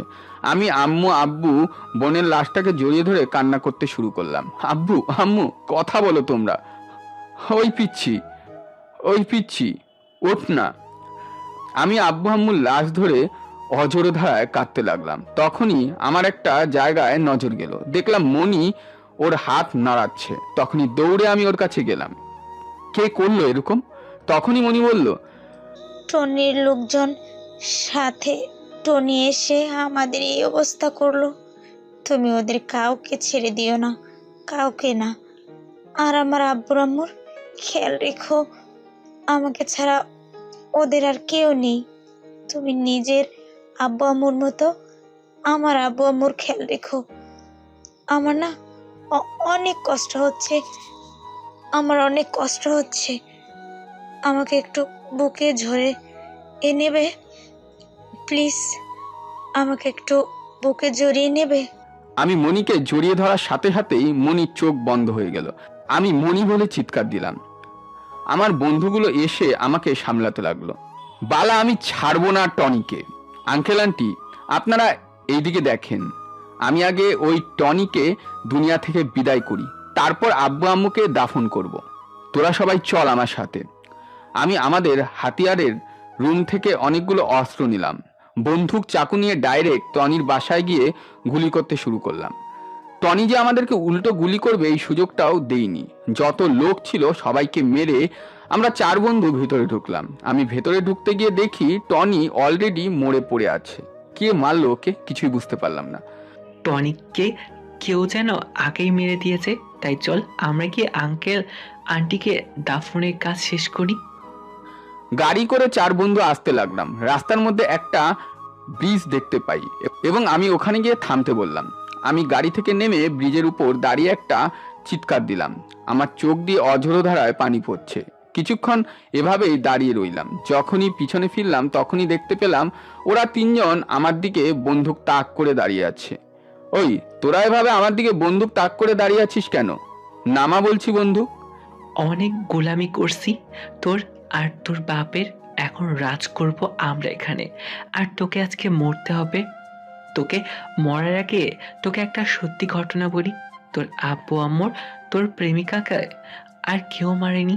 তোর বাবার সাথে যেসব সময় থাকতো না আদনান, উনিই মেরেছে। আর উনিই বলেছে তোকে যেন আজকেই মেরে ফেলি, বুঝলি? এটা বলেই ওরা 3 জনই আমার দিকে গুলি চালালো। আমার বুকের এখানে একটা গুলি লাগলো, আরেকটা গুলি পেটের সাইড দিয়ে চলে গেল, আরেকটা গুলি লাগেনি। আমি সোজা ব্রিজ থেকে নিচে পড়ে গেলাম। বর্তমান। তারপর কি হলো? তাহলে মজিবুর বেঁচে ফিরলো কিভাবে? ও কিভাবে বাঁচলো সেটা আমাকে বলেনি। শুধু ওই ঘটনা 6 মাস পর আমার মোবাইলে কল দিয়ে বলল এক জায়গায় যেতে। আমি ওখানে গিয়ে দেখলাম ও জিন্দা আছে। তখনই ও আমাকে সব কিছু বলেছিল। ও আচ্ছা, তাহলে আজকে আমি কলেজে যাব। আর আব্বু কই? মাসুমা যাকে আব্বু ভাবছে উনি যে আমার আব্বু না, এই কথাটা মাসুমাকে বলা যাবে না। ওকে যদি এখন এইসব বলি তাহলে হয়তো অনেক টেনশন করবে। আব্বু একটু কাজের জন্য দেশের বাইরে গেছেন। কবে আসবে সেটা কি জানো? না, এখন কথা না বাড়িয়ে যা, গিয়ে ফ্রেশ হয়ে খাওয়া দাওয়া করে কলেজে যা। রাজ রুম থেকে বেরিয়ে যায় আর মাসুমা ফ্রেশ হতে চলে যায়। আর অন্যদিকে পুলিশ হেডকোয়ার্টারে সকল পুলিশরা একসাথে হয়েছে, কারণ একে একে 2টা খুন হয়ে গেল কলেজের সামনে। ওটাও প্রচুর নির্মমভাবে খুন করা হয়েছে। ডিআইসি অফিসার সকল পুলিশকে উদ্দেশ্য করে বলল, আপনারা সবাইকে আমি 10 দিনের সময় দিলাম। আপনারা যেভাবেই হোক ওই খুনিকে অ্যারেস্ট করবেন। স্যার, আমি আপনাকে কথা দিচ্ছি 10 দিনের আগেই ওই খুনিকে ধরে ফেলবো। যত জলদি পারো ওই খুনিকে ধরো, আর একটাও খুন যেন না হয় এটাও খেয়াল রাখবে। স্যার, আজকেই আমি ওই কলেজে ছদ্মবেশ নিয়ে ভর্তি হব। যা কিছু হচ্ছে ওই কলেজ থেকেই হচ্ছে। ওই কলেজে গিয়ে ওই খুনিগুলোর বিষয় জানা যাবে। ওকে, তাহলে তুমি যাও। আর তোমার যদি সাহায্য লাগে তাহলে আমাকে কল দিও, আমি পুলিশ পাঠিয়ে দিব। Okay sir. মেয়েটা ডিআইসি অফিসারকে স্যালুট দিয়ে হেডকোয়ার্টার থেকে বেরিয়ে আসলো। আর এদিকে আমি বাজার থেকে সবজি এনে আম্মুকে দিয়ে রুমে চলে আসলাম। কিছুক্ষণ পর একদম রেডি হয়ে বাইরে বেরোলাম। আম্মু, আমি কলেজে যাচ্ছি। কিছু খেয়ে যা। না, দেরি হয়ে গেছে, কলেজ ক্যান্টিনে গিয়ে খেয়ে নেব। ওকে, দেখে শুনে যাস। আমি কলেজে চলে আসলাম। কিছুক্ষণ পর বিকি, মিঠুন ওরা সবাই আসলো। আজকে মাসুমা এসেছে কলেজে। ও কলেজে এসে প্রথমে আমার কাছে আসলো। একটু এদিকে আসবে? তোমার সাথে একটু কথা ছিল। যা দোস্ত, গিয়ে দেখ কি বলে। কথাটা বিকি আমার কানে কানে বলল। আমিও মাসুমার সাথে একটু সাইডে আসলাম। বলো, এখন কি বলবে? আই এম সরি, আমাকে ক্ষমা করে দাও। বলেই মাসুমা আমার পায়ে পড়ে গেল। বুঝলাম না এভাবে আমার কাছে ক্ষমা চাচ্ছে কেন। তাই আমি জিজ্ঞেস করলাম, কি হয়েছে তোমার, আর কিসের ক্ষমা চাচ্ছ? তোমার সাথে প্রেমের অভিনয় করার জন্য। মানে? মানে মানে আমি ভেবেছিলাম তোমার সাথে কিছুদিন প্রেম করে তোমাকে ছেড়ে দিয়ে কষ্ট দেব, কিন্তু আজকে যখন ভাইয়ের কাছ থেকে তোমার বিষয়ে সব জানলাম তখন আমি বুঝতে পারলাম তুমি আগের থেকে অনেক কষ্টে আছো। তাই আমি তোমাকে আর কষ্ট দিতে পারবো না। প্লিজ আমাকে ক্ষমা করে দাও। তোমার সাথে নাটক করার জন্য প্লিজ আমাকে ক্ষমা করে দাও। কে তোমার ভাইয়া? আর আমার বিষয়ে সব জানতে পারলে মানে? রাজ আমার বড় ভাই, ও আমাকে তোমার বিষয়ে সব বলেছে। কিন্তু তুমি বাঁচলে কিভাবে? সেটা না হয় অন্য একদিন জেনে নিও। এখন যাও, তোমাকে ক্ষমা করে দিলাম। আমরা কি ফ্রেন্ড হয়ে থাকতে পারি না? পারি। এখন তাহলে চলো ক্লাসে যাই। আমি আগে থেকেই জানতাম মাসুমা যে আমার সাথে নাটক করছে, আর এখন যখন ও নিজের ভুলটা বুঝতে পেরেছে তাই ওকে ক্ষমা করে দিলাম। আমার সকল বন্ধুরা ক্লাস করছিল, এমন সময় প্রিন্সিপাল স্যারের সাথে একটা মেয়ে আসলো ক্লাসে। মেয়েটাকে দেখে তো আমি পুরোই অবাক। কেন অবাক হলাম সেটা গল্পে জানতে পারবেন। প্রিন্সিপাল স্যার মেয়েটাকে বলল আমাদের কাছে ওর পরিচয় দিতে। হাই এভরিওয়ান, আমি তিশা। আজকেই প্রথম এই কলেজে ভর্তি হলাম। আগে অন্য একটা কলেজে পড়তাম, কিন্তু ওখানে একটা সমস্যার কারণে এখানে ট্রান্সফার হয়ে আসতে হলো। প্রিন্সিপাল স্যার মেয়েটাকে বলল গিয়ে একটা বেঞ্চে বসতে। মেয়েটা সোজা গিয়ে মাসুমার পাশে বসলো। প্রিন্সিপাল চলে গেল। তারপর স্যার আবার ক্লাস করাতে শুরু করলো। ক্লাস শেষ করে ক্যান্টিনে বসে খাবার খাচ্ছিলাম, এমন সময় মাসুমা আর তিশা নামের মেয়েটা আসলো আমার কাছে। আমরা কি বসতে পারি এখানে? আরে বসো, তোমাদের বারণ করেছে কে? তোমার বাকি বন্ধুগুলা কই? ওরা চলে গিয়েছে, তাই একাই বসে খাবার খাচ্ছি। তোমরা অর্ডার দাও কি খাবে, চিন্তা করো না, বিল আমিই দিব। হাই, আমি তিশা। হ্যাঁ জানি, আর আমি মজিবুর। দাঁড়িয়ে আছো কেন, তোমরা বসো। ওরা দুজনই বসে পড়ল। মাসুমা আর তিশাকে দেখে মনে হচ্ছে তারা যেন কত বছর আগে থেকেই পরিচিত। এমনভাবে কথা বলছে যাতে ওরা বেস্ট ফ্রেন্ড। ও আপনাদের এটা বলতে ভুলেই গেছি, মাসুমা আগের মতন কলেজে এখন গুন্ডামি করে না, এখন একটা ভালো মেয়ের মতন থাকে।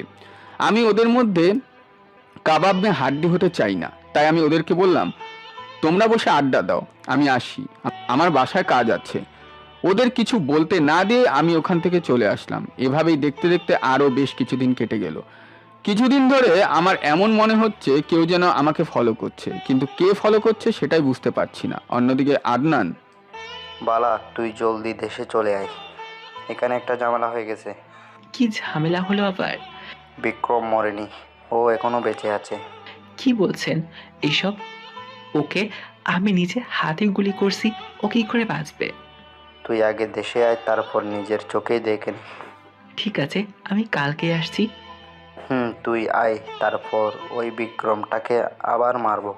আদনান কথাগুলো নিজের রুমে বসে বলছে, আর রাজ ওই রুমের সামনে দিয়েই এক জায়গায় যেতে চাইছিল।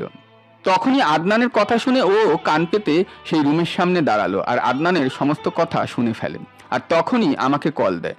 হ্যাঁ রাজ বল। বাংলাদেশে আসছে। কবে? হয়তো কালকেই আসবে। আর আদনান তোর বিষয়ে সব জেনে গেছে, আপনি যে বেঁচে আছেন ওটাও জেনে গেছে। কিন্তু ও জানলো কিভাবে? সেটা ঠিক আমি জানি না, কিন্তু আদনানের মুখে অনেকবার আপনার নাম বলতে শুনেছি। আর এখন আপনি একটু সাবধানে থাকবেন, হয়তো কেউ আপনার উপর হামলা করতে পারে।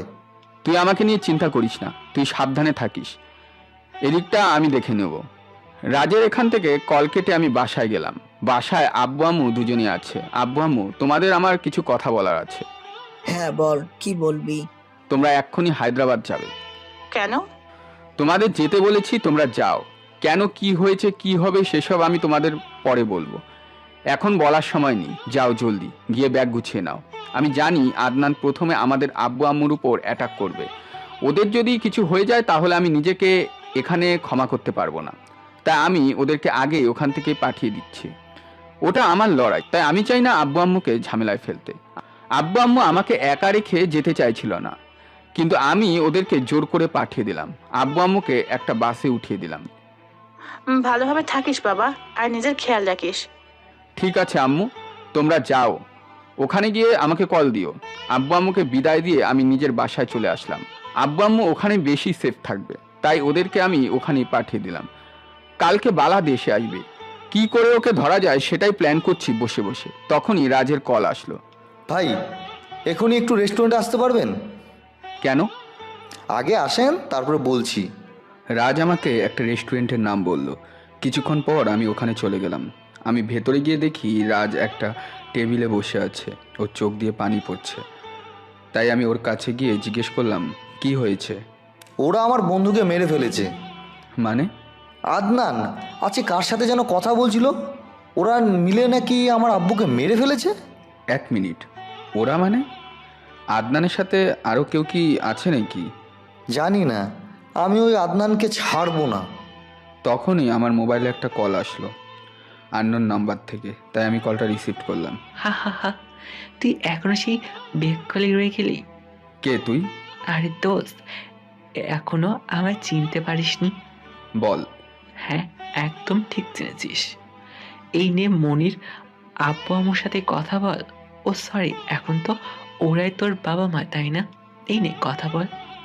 বাবা, ওরা আমাদের বাসার থেকে তুলে নিয়ে এসেছে, তুই এখানে আসিস না। কিরে, এখনো কিছু বুঝতে পারিসনি? আর শোন, তোর প্রেমিকাও আছে, ওদেরকে বাঁচাতে চাইলে তুই এক্ষুনি এই জায়গায় চলে আয়। আর আসার সময় সাথে ওই ধোকাবাজ রাজটাকেও নিয়ে আসিস। এই বলে কলটা কেটে দিল।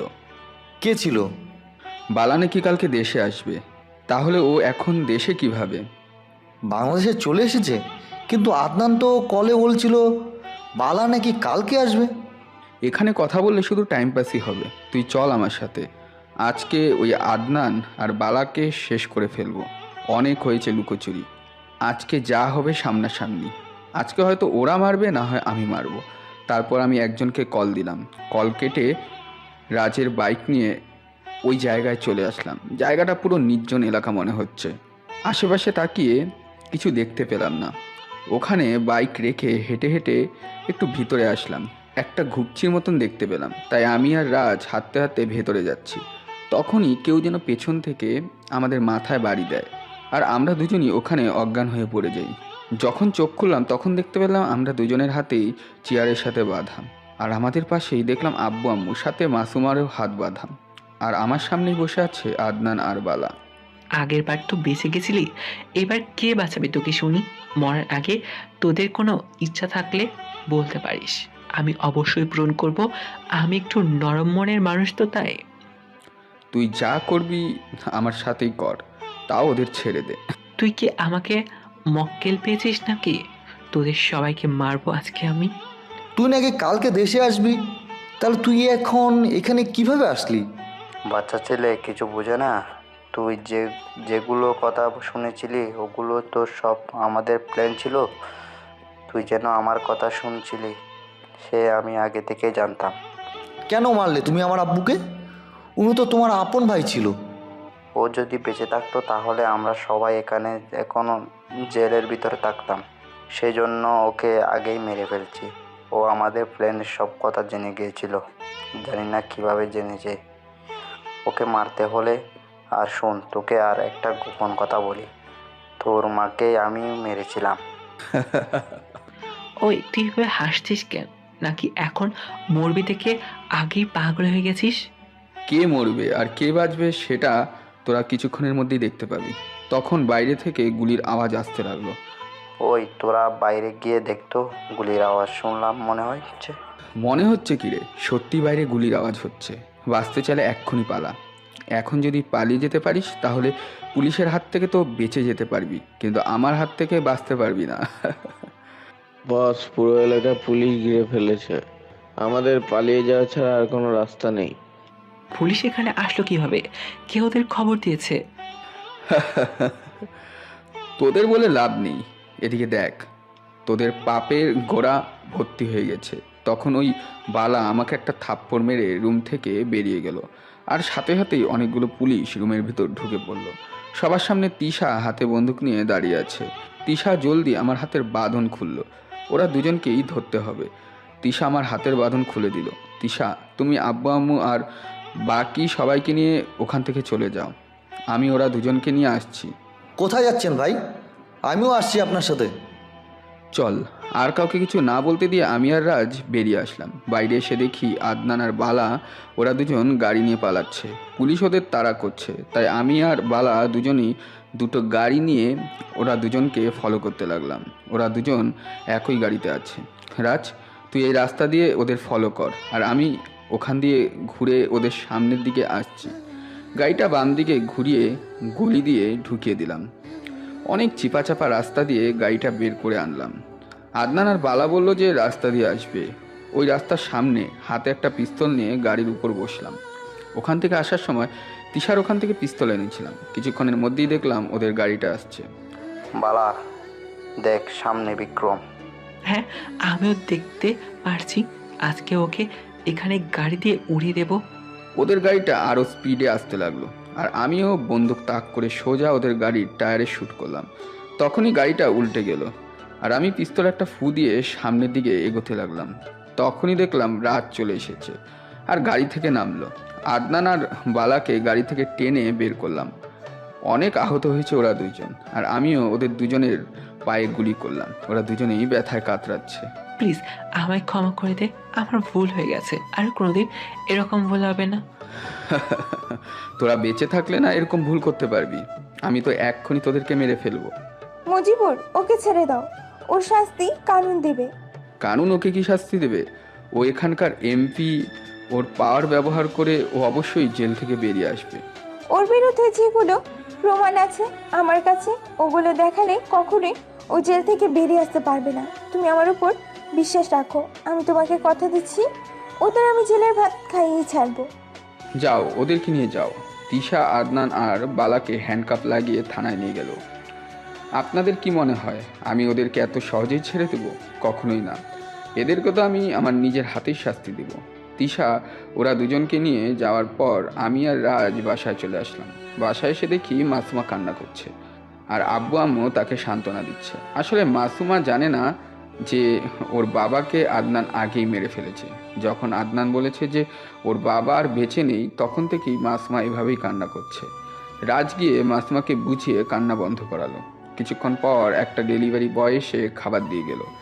আমি আসার সময় খাবার অর্ডার করেছিলাম। সবার সাথে খাবার খাচ্ছি। বিক্রম ভাই, আপনার বিষয়ে আজকে কিন্তু সব বলবো। কি জানতে চাস শুনি?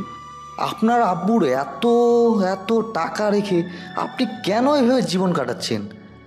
আর আপনি বেঁচে ফিরলেন কিভাবে? সাথে ওই ইন্সপেক্টর তিশাকে কিভাবে চেনেন আপনি? ঠিক আছে, আজকে সবাইকে সব কিছু বলবো। আগে খাবার খেয়ে নে, তারপর। সবাই একসাথে খাওয়া দাওয়া শেষ করলাম। এখন বলেন ভাই।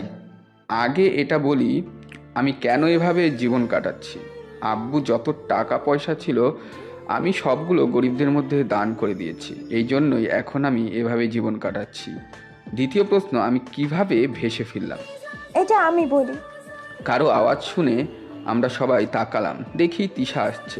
আরে তিশা যে, আসো। তিশা এসে আমাদের পাশে বসলো। তারপর তিশা বলতে শুরু করলো, আজ থেকে অনেক মাস আগে আমরা সকল বন্ধুরা মিলে ছুটি কাটানোর জন্য একটা নদীর পাড়ে যাই। ওখানে আমরা একটা লাশকে পানিতে ভাসতে দেখি। আমরা সকল বন্ধুরা মিলে ওই লাশটা পানি থেকে উঠিয়ে ওপরে নিয়ে আসি। তারপর ওর জ্ঞান ফেরানোর জন্য অনেক চেষ্টা করি, কিন্তু ওর জ্ঞান ফিরে না। তাই আমরা সকল বন্ধুরা মিলে ওকে হসপিটালে নিয়ে যাই। পুরো 10 দিন পর ওর জ্ঞান ফিরে আসে। আমার জ্ঞান ফিরে আসে। তখন আমি নিজেকে একটা হসপিটালে অনুভব করি। কে আমাকে হসপিটালে নিয়ে আসলো সেটা জানার জন্য একটা নার্সকে জিজ্ঞেস করি। তখন নার্স তিশার কথা বলল। তারপর আমি জানতে পেরেছি তিশা একজন পুলিশ অফিসার, আর আমিও আমার বিষয়ে তিশাকে সব কিছু খুলে বলি। আর আমরা দুজনই মিলে আদনানের বিরুদ্ধে সকল প্রমাণ জোগাড় করি। এখন তোর কনফিউজ দূর হলো কি? আমাদের কথা বলার মাঝেই তিশার মোবাইলে কল আসলো। হ্যালো, হ্যাঁ বলেন সিজদার সাহেব। ম্যাম, আদনান আর বালাকে কারা যেন জেল থেকে নিয়ে চলে গেছে। হোয়াট? কি বলছেন আপনি? জেল থেকে আবার কাউকে কিভাবে নিয়ে যেতে পারে? ম্যাম, তারা অনেক লোক ছিল, সবার মুখে কালো মাস্ক লাগানো ছিল। সেকেন্ডের মধ্যে থানার মধ্যে হামলা করে ওরা শুধু আদনান আর বালাকে নিয়ে চলে গেছে। আমি এক্ষুনি আসছি। মুজিবুর, আমাকে যেতে হবে। তুমি এবার কোথায় যাবে? আদনান আর বালাকে কারা যেন থানা থেকে নিয়ে চলে গেছে। আমরা এখন চলি, তোমার সাথে আমি পরে কথা বলবো। তিশা চলে যাওয়ার সাথে সাথে আমার মোবাইলে একটা কল আসে। আসসালামু আলাইকুম ভাই, আমি ডিজে বলছি। আপনার কথা মতো আমার ছেলেবেলারা থানার মধ্যে গিয়ে আদনান আর বালাকে উঠিয়ে নিয়ে এসেছে। এখন ওরা কোথায় আছে? ওদেরকে আমি এই গোডাউনে বেঁধে রেখেছি, আপনারা জলদি আসেন। আমি ওদেরকে অজ্ঞান করে রেখেছি। ওকে, আমি আসছি। রাজ, চল আমার সাথে। তোরা এখন আবার কোথায় যাবি শুনি? একটা অপূর্ণ কাজ সম্পন্ন করতে যাচ্ছি। চিন্তা করো না, কিছুক্ষণের মধ্যেই চলে আসব। রাজ আর আমি ওই গোডাউনের সামনে চলে আসলাম, যেখানে আদনান আর বালাকে বেঁধে রাখা হয়েছে। আমরা দুজনই ভিতরে গিয়ে দেখি আদনান আর বালাকে চেয়ারের সাথে বেঁধে রাখা হয়েছে। আমরা ওখানে যেতেই ডিজে আমাদের কাছে আসলো। ডিজে, ওদের জ্ঞান ফিরাও। ডিজে পানি এনে ওদের মুখে মারলো, সাথে সাথে ওরা দুজনের জ্ঞান ফিরল। রাজ, ওদের সাথে তোর কি করতে মন চাইছে? ওদেরকে কেটে কেটে নদীতে ভাসিয়ে দিতে মন চাইতেছে আমার। তাহলে দেরি করছিস কেন? শুরু করে দে। প্লিজ প্লিজ বাবা, আমাদের লাস্ট একটা সুযোগ দাও বাঁচার জন্য। আমাকে মারিস না, আমি না তোর বেস্ট ফ্রেন্ড। তুই বেস্ট ফ্রেন্ড হয়ে তোর আরেক বেস্ট ফ্রেন্ডকে কীভাবে মারবি বল? তোর মুখে বেস্ট ফ্রেন্ড কথাটা মানায় না। তুই কি ভেবেছিস তুই এসব কথা বললেই আমি তোকে ক্ষমা করে দেব? কক্ষুনি না। ডিজে, হাতিয়ারের বক্সটা নিয়ে আয় তো। আদনান আর বালাকে এমনভাবে মেরেছি যাতে ওদের লাশটা কেউ যাতে চিনতেই না পারে। ডিজে, ওই দুটো লাশ পুড়িয়ে দে। চল রাজ, এখন বাসায় যাওয়া যাক। 13 বছর পর এখন আমি একটা ব্যাংকে জব করি, তাই ব্যাংকের কিছু ফাইল দেখছিলাম, তখনই আব্বু, ভাইয়া না আমার চকলেট খেয়ে ফেলেছে, ওকে বলো আমার চকলেট ফিরিয়ে দিতে। আমার ভাইয়া কোথায়? এই তো আব্বু, আমি এইখানে। এদিকে আসো তোমরা দুজনই। রিশান, তুমি ঋষিকার চকলেটখানা খেয়েছো? আমার চকলেট খেয়ে শেষ হয়ে যায়, আর ওর চকলেট শেষ পাই না, তাই আমি ওর চকলেট খেয়ে শেষ করে দিয়েছি। এরকম করতে নেই। ঋষিকা তো তোমার ছোট বোন, তাই না? তোমাকে উচিত ওকে তোমার চকলেট দেওয়া। আর তুমি কি করেছো? ওর ওখান থেকে চকলেট খেয়ে নিয়েছো। এটা কি ভালো কাজ বলো তো? ঠিক আছে আব্বু, আর কখনো খাবো না। ওকে, তোমরা দুজনে যাও, গিয়ে খেলো, আমি একটু কাজ করি, কেমন? রিশান আর ঋষিকা হচ্ছে আমার আর মাসুমার ছেলে মেয়ে। আমি পড়ালেখা শেষ করে একটা ব্যাংকের জব নিই, তারপর আব্বু আম্মুর জোরাজুরিতে মাসুমাকে বিয়ে করে ফেলি, আর রাজও বিয়ে করেছে। এখন আমরা সবাই অনেক সুখে আছি। আপনারাও সবাই দোয়া করবেন যাতে এভাবেই ওরা পুরো জীবন সুখে থাকে। প্রিয় শ্রোতাগণ, এই গল্পটি কেমন লাগলো অবশ্যই কমেন্ট বক্সে কমেন্ট করে জানাবেন। আর এরকম নতুন নতুন গল্প পেতে আমাদের চ্যানেলটিকে সাবস্ক্রাইব করে পাশে থাকবেন। ধন্যবাদ।